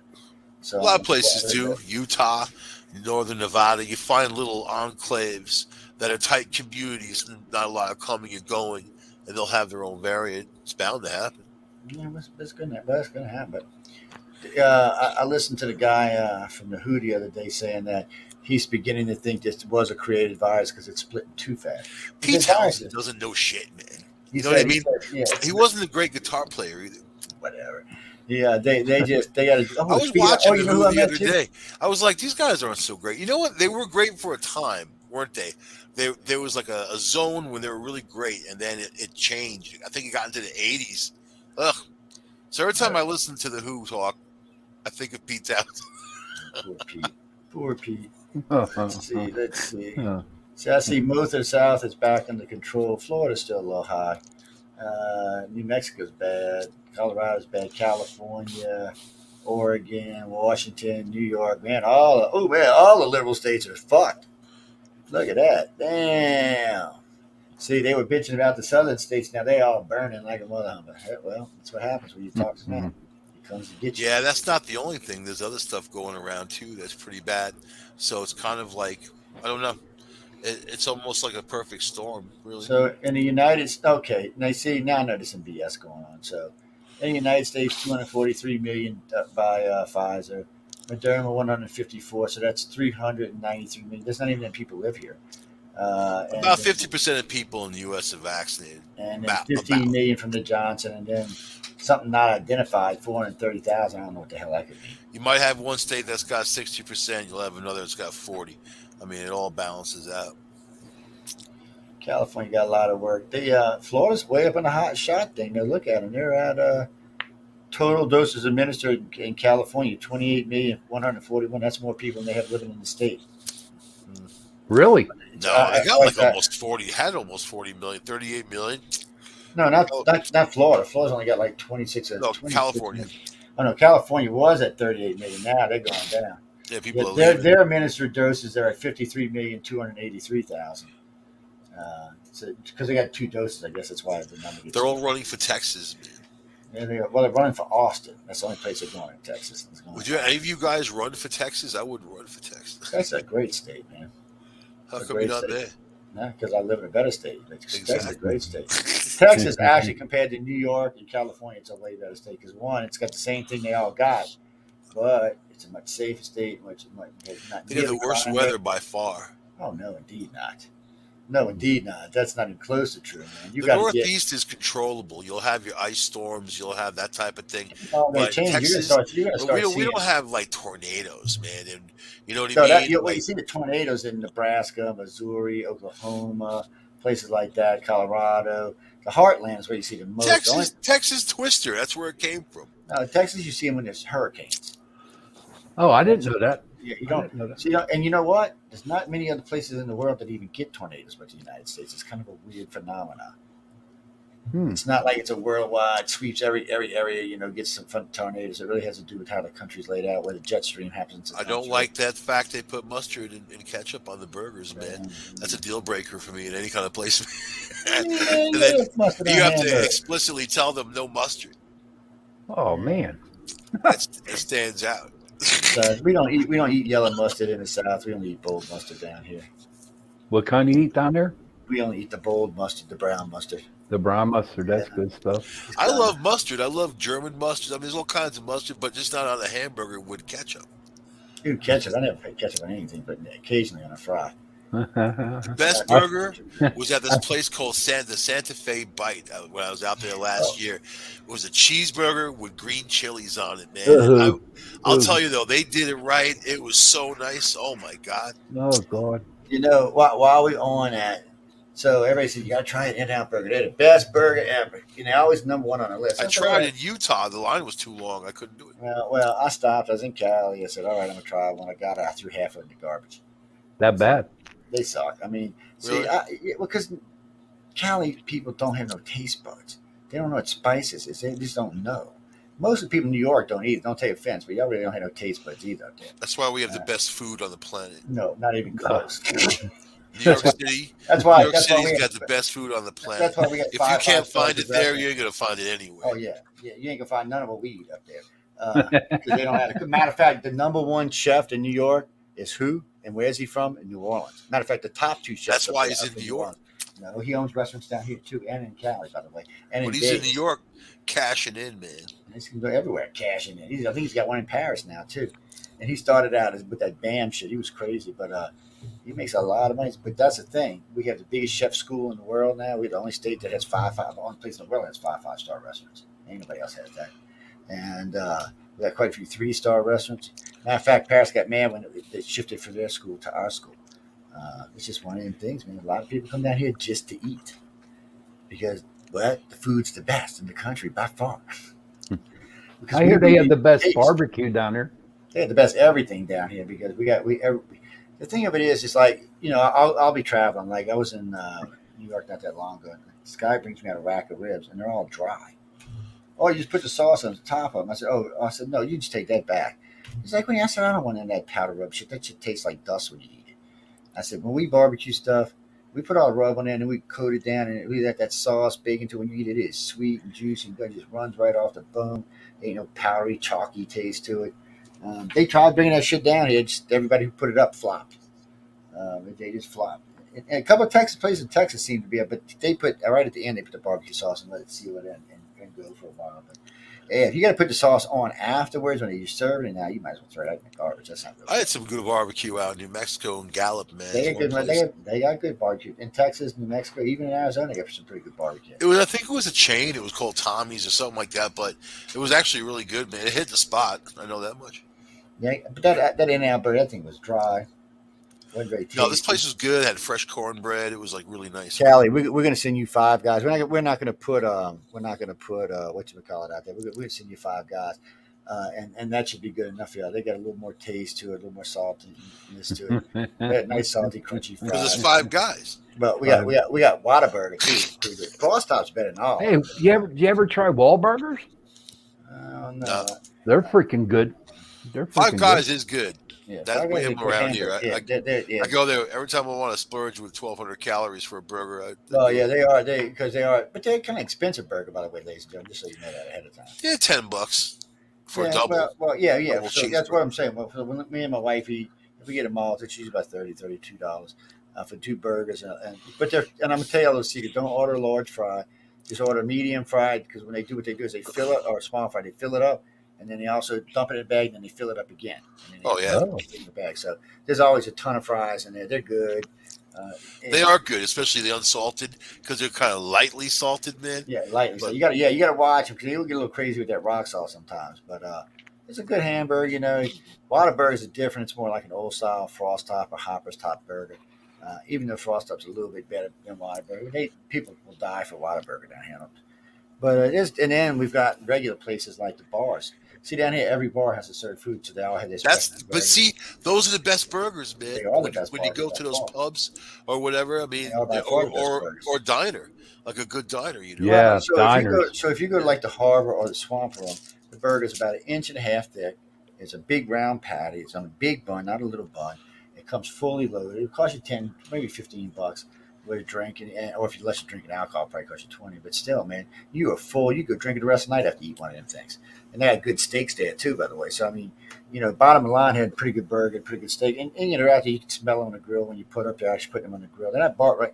It's not barbecue per se. Because they're not putting any barbecue on them. They're just grilling them. This is And gonna sound crazy. I couldn't find a good steak on the road, not one. I mean, I can when believe that. out back in Colorado Springs was the best I could find. That's crazy, you know. And I Mm. was looking. They have barbecue everywhere, everywhere. But steaks, no, man. Yeah, you don't find as many steakhouses in the old days like They in the were old high days. end. If you want to spend $200 for a Oh couple of yeah, but steaks, yeah, there'll be a few. But even then, there's not as much forget of them that. around either. It's been a push back in there. But what was that, Christopher? Oh, I'm sorry. What do you mean? Was the scariest place I've ever been? Outback. You mean what do you mean? Like is in fear? Wait, clarify. What do you mean scariest place I've ever been? You mean spooky wise or fear wise or? Okay, well, I've told this story before, but I don't know. About 12, 14 years ago, we were back in Honey on Swamp, about 12 miles back in the swamp, deep, deep in the swamp. And Linda and I were just sitting there. We were out UFO hunting, by the way. We weren't monster hunting or anything like that. And we had a black Nissan, not a, what was it? Anyways, nice car. And we had the moonroof running across solid black. Even the bumpers were black. The rims were black. So there was nothing shiny in this car at all. And I had my moonroof open. I was sitting there and I was talking to Linda and I reached over to grab my drink. And when I did, I stretched my leg and I must have hit the pedal on the brake. And I could have swore I seen like the black move behind me, like it went like that. And I'm like, no, I'm seeing things. So I just got back to Lynn. I said, for some reason, I stepped back in the brake. When I did, it looked like it was closer. So I reached up and shut my moonroof. And I said, baby, look back there and see if you see this. And I stepped on it. It was like 4 feet from behind my bumper. And it just looked like this big mass of black. And it was black and black. It was blacker than the black. And don't get me wrong, when you're back there, it is black. Especially if there's no moon. It's like you can't hardly see your hand in front of your face when you're out the car. And I was like, okay, so at that moment, the car was running when you had this AC on. So I just slapped and drive and punched it, sending dust and dirt all over the place. And so I'm hauling ass. Now I'm going through these gravel roads in the swamp, these twisty, curly gravel roads, about 80, 90, hoping I'll put my ass in the swamp somewhere. Singing, singing. So I'm coming up. Then this thing's standing within like 15 or 30 feet. Now you can see it good now. Um, so I had a button where I could turn my reverse lights on, like, so for backup lights. And I turned them on, and you could see it really good. It was as it was coming, but it still looked like this big black blob thing. But I noticed as we started getting closer to where the blacktop road was, it was taking more of a shape like a person, but much bigger. So I'm thinking I'm coming up this road, and this road's got like a big hump that comes up. And man, I'm doing about 80, and I want to hit too fast, and I want to shoot over like playing the Dukes of Hazzard or something. So I cut the car sideways and just slid up the hill till I got the car, and the car just kind of plopped up and then popped down on a blacktop. And right as it did, I reached out the window with what I had, the 380, and pop, pop, pop, and it stopped. Not because I shot the when the muzzle flash came out, then it stopped, and I was like, "What the?" And I just at that point I took the gun because it didn't phase it and just punched it. So now I'm doing about 110, 115 down this blacktop road. And I got these little bridges you got to go, so I was being kind of careful. That's why I didn't go any faster than that. So I'm hauling ass, and this thing is staying right behind us. You can see it from my taillights on my car. So I had to slow down for this one bridge. I thought it was going to rush up, and I was like, it slowed and picked up as the car did, which I couldn't understand.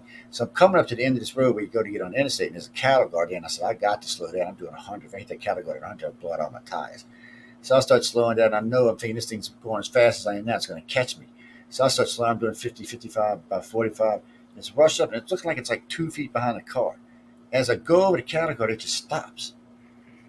And then both times when it stopped, it looked like a figure of some kind of humanoid thing, 30 feet tall, 20 feet tall, 15 feet wide, whatever it was. But the point, even that, it was just this unreal fear. I've feared things in my life before, but nothing like this. This is like somebody was choking you and cutting you up and holding you and getting ready to eat you at the same time. It was that kind of fear. It's just unreal. It was even at the time, I could feel that it felt unreal. But I wasn't going to take a chance and see what the hell it was. I just took off the interstate after that.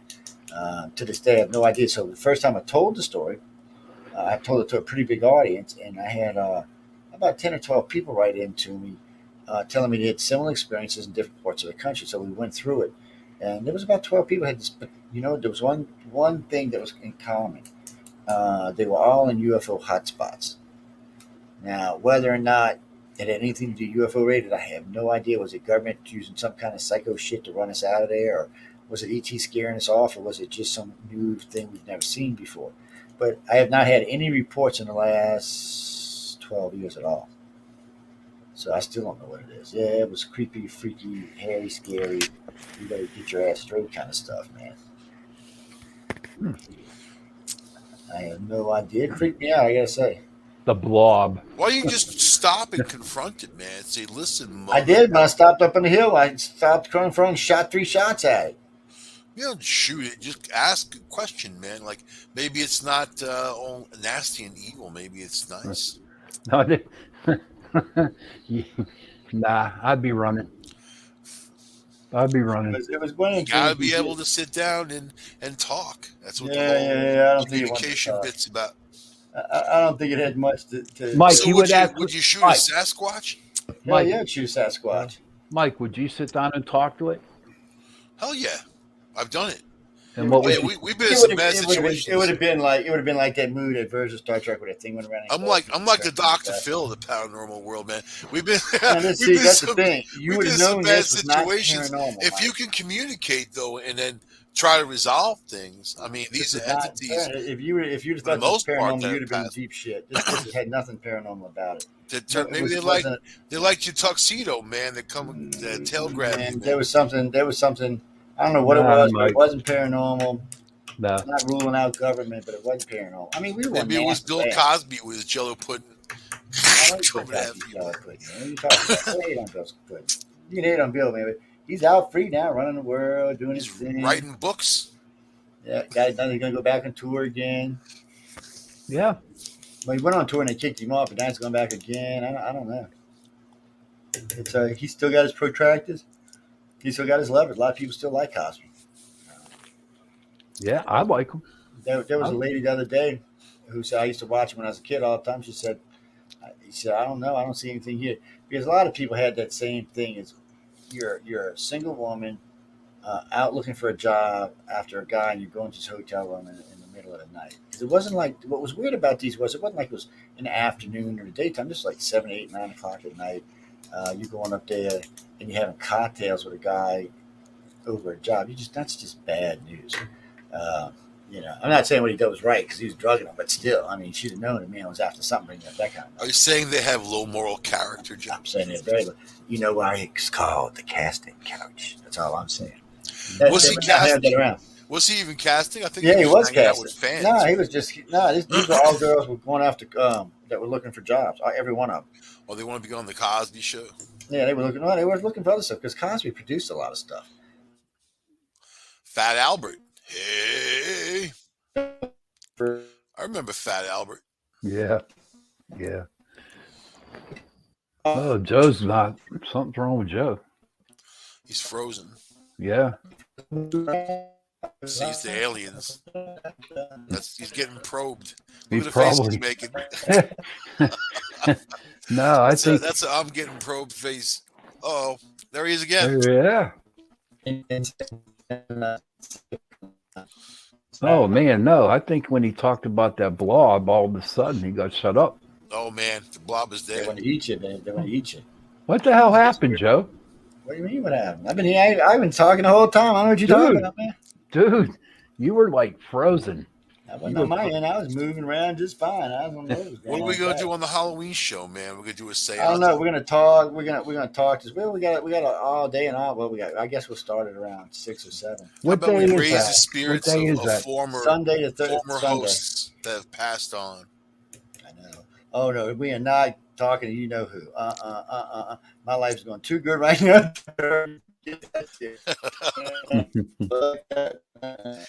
If she comes through, she comes through, man. You see, he's frozen again. Yeah, yes. You're not frozen. I can see you perfect. Yeah, I know. And I see you. Aliens. Aliens. Aliens. Uh-oh. Uh-oh. I I tell you what, Mike, we did a show one time, and it was about government conspiracies. I forget what it was. And then all of a sudden, man, we could not. They were breaking in on it. They were making our static sounds, and no one could hear each other. It was crazy, man. Wow. Yeah, I mean, you get mocked a lot in your investigations. We used to get mocked a lot. If I said something a certain way, I would hear it back as the EVP, but like in a different way. You know what I mean? Right. No, nothing mocked. Nothing mocked at all. No. No. In fact, his dog's going off. But no mocking at all. We picked up some good EVPs. The best EVP that I ever got was about 7-8 years ago, and me and my ex-girlfriend, we were at this house. Long story short, the dad who passed away, did not like his wife, who was a nurse, and so the dude he got a phone call from his house on his cell phone, and nobody was at home. And he picked up. I actually heard the recording, and it said, "Kill the nurse." Wow. Oh yeah. And so we did our walkthrough. Then my ex-girlfriend gets out, and she says, "You got to hear this. You got to hear this." And she played back the EVP, and she asked the question, "Who are you?" And nothing. And then she said, "How old are you?" And it said 93. Ooh. So we played it for our client, and he just busted out in tears, dude. Wow. Yeah, he said, "That's my father, who did not like his wife." And he's the one that sent that EVP. Makes sense. It's interesting that they hold on to such things, though, isn't it? There's this place. You're in Pittsburgh, right? Mm-hmm. So you're not far from where I am. I'm like, you know where Rochester is? What? Yes, I do. I bowled up there in a tournament up there one time. Yeah. A town called Geneva. It's right on the lake, Yeah. And that's where I am right now. I was in Ithaca, but it's like half an hour from Ithaca. Anyway, south of Corning, there's this old church that they call the Church of the Damned, and we know the guy who owns it, and we know people have gone in there and had like crazy experiences, where like the people in there were channeled into attacking the one guy. And like they were saying, "I'm going to rip you apart. I'm going to kill you." Then they went outside. They had to ground themselves to calm down. Wow. And then they're taking pictures around, and you see this woman wearing kind of like a cloak, a black shadow figure, but like right outside the church. Right. And like my feeling about the place, like I don't think it was a place where like they did bad things in the church. I think it was after they closed the church, people went in there and did bad things, Okay. Okay. rituals, things like that. So there's some stuff going on there. I would love to check it out. What will So, they let you in? Will they let oh you in? yeah, we know the guy who owns it. He lives next door. Okay. But Awesome, man. that's probably about the same distance from you it is from me. Almost. I mean, Yeah. it's about an hour and a half from me. You know what? Maybe almost 2 hours. Let's keep in touch contact. Yeah. We could we'll investigate it, dude. You know what I mean? I'd like to. It's about an hour south of Corning, so it's pretty far into PA. Right. Yeah, man. Mm-hmm. But I'm dying to go there. I really am. I mean, I've seen those pictures, and I'm like, wow. What's the name of the place again? They just call it the Church of the Damned. Church of the Dam. It's kind of a coal miney area. They had gravel pits there. They did a lot of digging at one time back in the day. Mm-hmm. So it's just a podunk town now. There's nothing there. Right. But we just happen to know the guy, and he's cool about letting people in there, to do investigations. Oh, sweet. Church of the Dam. I'm gonna have to check that out. Oh yeah. And then maybe my team will come up with you, and we can investigate. We that'd be looking cool, for man. something where to go next year. Oh, there's so many places. It depends on what you want. Right. Really. Oh, anywhere, dude. Anywhere. What? Anywhere. Pittsburgh's famous, man. That's where zombies were born. The whole zombie legend, Yeah. Yeah, man. So there's a lot of people who live there that's really into the whole sci-fi thing and science fiction, all that type of stuff. Right. Well, I would tell you a weird. It's not a haunted story, but it's a creepy story. Hey, hold on a second. Okay. Did he get probed again? Yeah, no, you got probed. I was about to tell my silly story. He went to get his food, I think. Oh, that's what he heard. Yeah. Yeah, but I had to go get a drink. I was dying. yeah, I'm freezing. We thought you were being probed, dude. Yeah. I don't know why his computer would be freezing. It's weird. Yeah, I don't know. Check into it. There's nothing on it that should make it freeze, but that doesn't mean it won't. I'll tell you what, it's good to have you back, brother. Oh, I'm back. I'm glad to be back. Somebody asked, somebody said, well, you get somebody offer you a job, you'll stay, right? I'm like, no. I said, one, my wife don't ever want to live in California. And I said, right. It's not that I hate California. There's places I could live in Cali. LA is not one of them. I'm sorry. Right. He said, well, it's Hollywood. I said, no, it doesn't mean shit to me. The alarm's going off. Ghost must have been seen. My bedroom door keeps opening and closing by itself. It's freaking out the dogs. Is it? It's all about, we got one of those hangers, so these 4-rack hangers back there hang clothes and stuff. So when I came home last night, I hung a bunch of shirts on it. So it's been, if you touch it or if the wind hits it from the air conditioner, it starts moving forward. The weight just helps it go by. And the way it's set, it automatically opens back up by itself. So they're like, what the hell? I said, no, it's the way it is. It's just the way it is. I don't know. Who knows for sure? Look at all these pretty glasses and stuff. But I had a good time, and there's a lot of weird shit going on there. But so Linda's telling me why not they had 2 major UFO sightings. Did they? I haven't had a chance to look yet. I'm telling you what, we were up in Gettysburg a couple of weeks ago, and I'm going to see if I can get Jason to put it on the show, and I want you to look at it. Honest to God, I think he caught a UFO. Honest to God. It wasn't a bird, and it wasn't a plane, and it wasn't a drone. This thing was up and down, and it was black. It could have been. There's a lot of weird stuff going on around the country. And for some reason, since everybody seems to be aggravated, it even seems to be more things around the country. Right. Somebody wrote. And Trish, our new co-host and all. Oh yeah. What about how she's doing? She's doing really good. She's a big asset to the group. And by the way, everybody, my name is Sean Kelly, and I'm on Tuesday nights 9 to 11 on Chasing Prophecy with Jenny Nicasio, Jason Iampietro, and Trisha Moe. Who's this Jenny person? I've never heard of her before. Never heard of her. Then I got my own show right after that. It's called Into the Night with Sean Into the Night. Kelly. Yes, Into the Night. Yeah, I was going, oh, shit, did I remind Jenny she had to help Sean or not? I couldn't remember. Yes, she did. Yeah, I figured she would. I just couldn't remember I told her or not. Because I had talked with Michelle DeRoche about helping Michael out. Mm-hmm. because I knew Michael was didn't know how to work any of this stuff. I mean, it's not real hard, but without somebody showing you, it's kind of rough to learn in 2 minutes before you got to go on the air. You know, Right. it's Right. oh shit, we got to get off here in a second. I didn't realize that. I got to go put on. Well, they know how to do it now, don't they? Yeah, You're maybe gonna I have got to to go. show me. I trust Oh, you we'll, with we'll, me. we'll take some time, and Yeah. I don't have any plans on going anywhere. And see, your show's late enough that usually me running late's not going to hurt you. Right. It was mainly for this trip, and for to know for the earlier shows that I might, if I'm running late, they can put themselves on. Right. But now once COVID and I was going, I travel. I usually travel a lot doing it. I usually do a lot of lectures, and or a lot of speaks. And not always lectures. Sometimes they're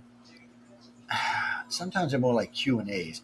So I'll come in and I'll talk about a particular subject for 20 minutes or so, and get in some deep stuff. Hello Angel Rocker, and that was Lori Pot Finlay's. Hey, Lori. But sometimes I'll come in and I'll go on a lecture. I'll do like 20 or 30 minutes, and I'll open up for Q&A, and then I might move into a subject and talk for a while, then open up for some more Q&A. Now, what I did for those kids out in, I'm what I back. did for the lecture at Writers of the Future, that was a whole different thing. I gave them a hardcore lesson on how to do social media. I gave them a hardcore lesson on how to deal with the press. But we got to go ahead and realize it's 7 o'clock because we got to go let. Damn, it's been so long. The Horsefly Chronicles on with Julia and Sarah. Julia is still Syracuse. It took me a minute there, man, being gone. We could have forgot everybody.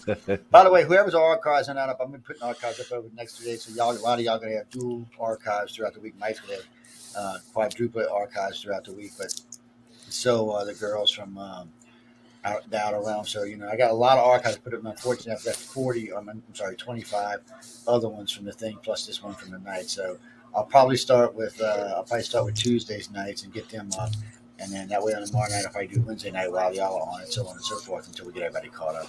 I still got a lot of spaced out radios to catch up and stuff. So, and unfortunately, right now I'm going to be working at least 8 to 6. Maybe 5. Gotta play catch up, man. We're busy all over the With place. no mustard. Somebody goes, well, how do you know if you love you? I said, well, I can tell you people in Los Angeles love you. They were great. They cared. Took me like I was family.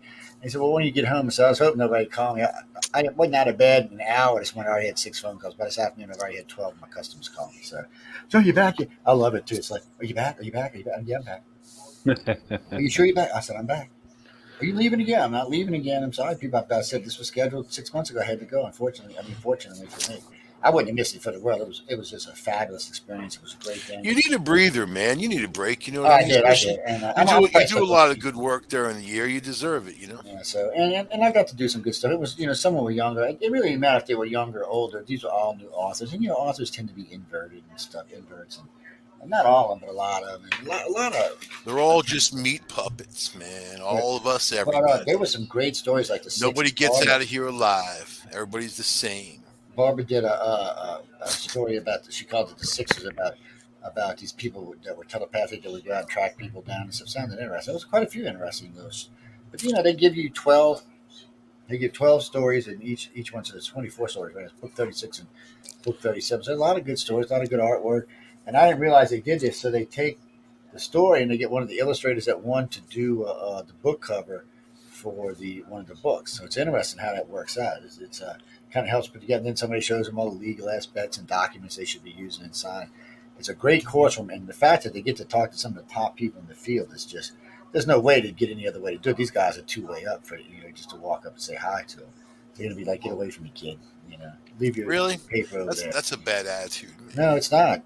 That's why they do this. They do Writers of the Future, so they spend 7 days with these people, teaching them how to write, how to read, how to that's do artwork. So that's what they do. So when they're at like Dragon Con and all, they're busy. They're there for another reason. They're working to sell their stuff, and I understand that. You got to do your stuff to stay in business. And when they're doing author signings, we talk a lot about author signings and signings and stuff like that. But I know it's 3 after. Let me get so I don't know feeling we've already started. Nice to see y'all guys. Great to be back. Thanks for having me on. I missed talking to everybody last week. I was like, man, I kept thinking of name. Like, well, I'm missing something. Then I realized I hadn't been talking to any host all week. I was like, it just doesn't feel right. And I was going to panic. I did catch Thursday night. I was getting ready to go back out to do another interview. And I had the computer up, and I happened to see Outer Realm was on, and they were by themselves. So I popped in for the last 20 minutes or so and chatted with them. That was nice. So just to say hi. But I was going to hit Michael, but Michael was on at 7. Matter of fact, I was getting ready to hit Michael, and then I had 6 people come in and do an interview because I was listening to you on was it Red Pill? No, it was Red Pill. It was Thursday's a Red Pill, right? Red Pill's taking off like crazy, man. You Yeah, see the that's numbers? Oh Thursday. my Yeah, they've been god! doing great. I just had to remember which one I was listening to. And somebody said, "Well, who's that?" That's one of our hosts. It's Michael Angley. I said he's doing the Red Pill News right now. I said, but I'm not going to get to listen to him because I got to do y'all. So I flipped him over and flipped him on. But anyway, guys, y'all go have a great It's night. a Michael, fun I'll see. rant. You too, brother. Oh, yeah, we Michael, always nice fun. seeing you again, buddy. You Y'all too, two stay man. out of trouble. Hey, we gotta do Man. some ghost hunts, man. Tis the We'll do season. it. Yeah, We'll y'all do went there it. to Kelly's. Wait. Oh, that's right. It's Gettysburg and Gettysburg. I keep forgetting it's two. Gettys. Waverly's not far from you, right? Waverly's Not a at all. big, It's great. big It's place. good. People love to go there, apparently. Yep. But y'all stay out of trouble. Let me see my gorgeous face one more time. I'll see you, Joe. Good night. Y'all be good. Go, woo! Good night, everybody, and stay tuned for the Horsefly Chronicles. Good night. Damn, I gotta get back in shape myself. Shit.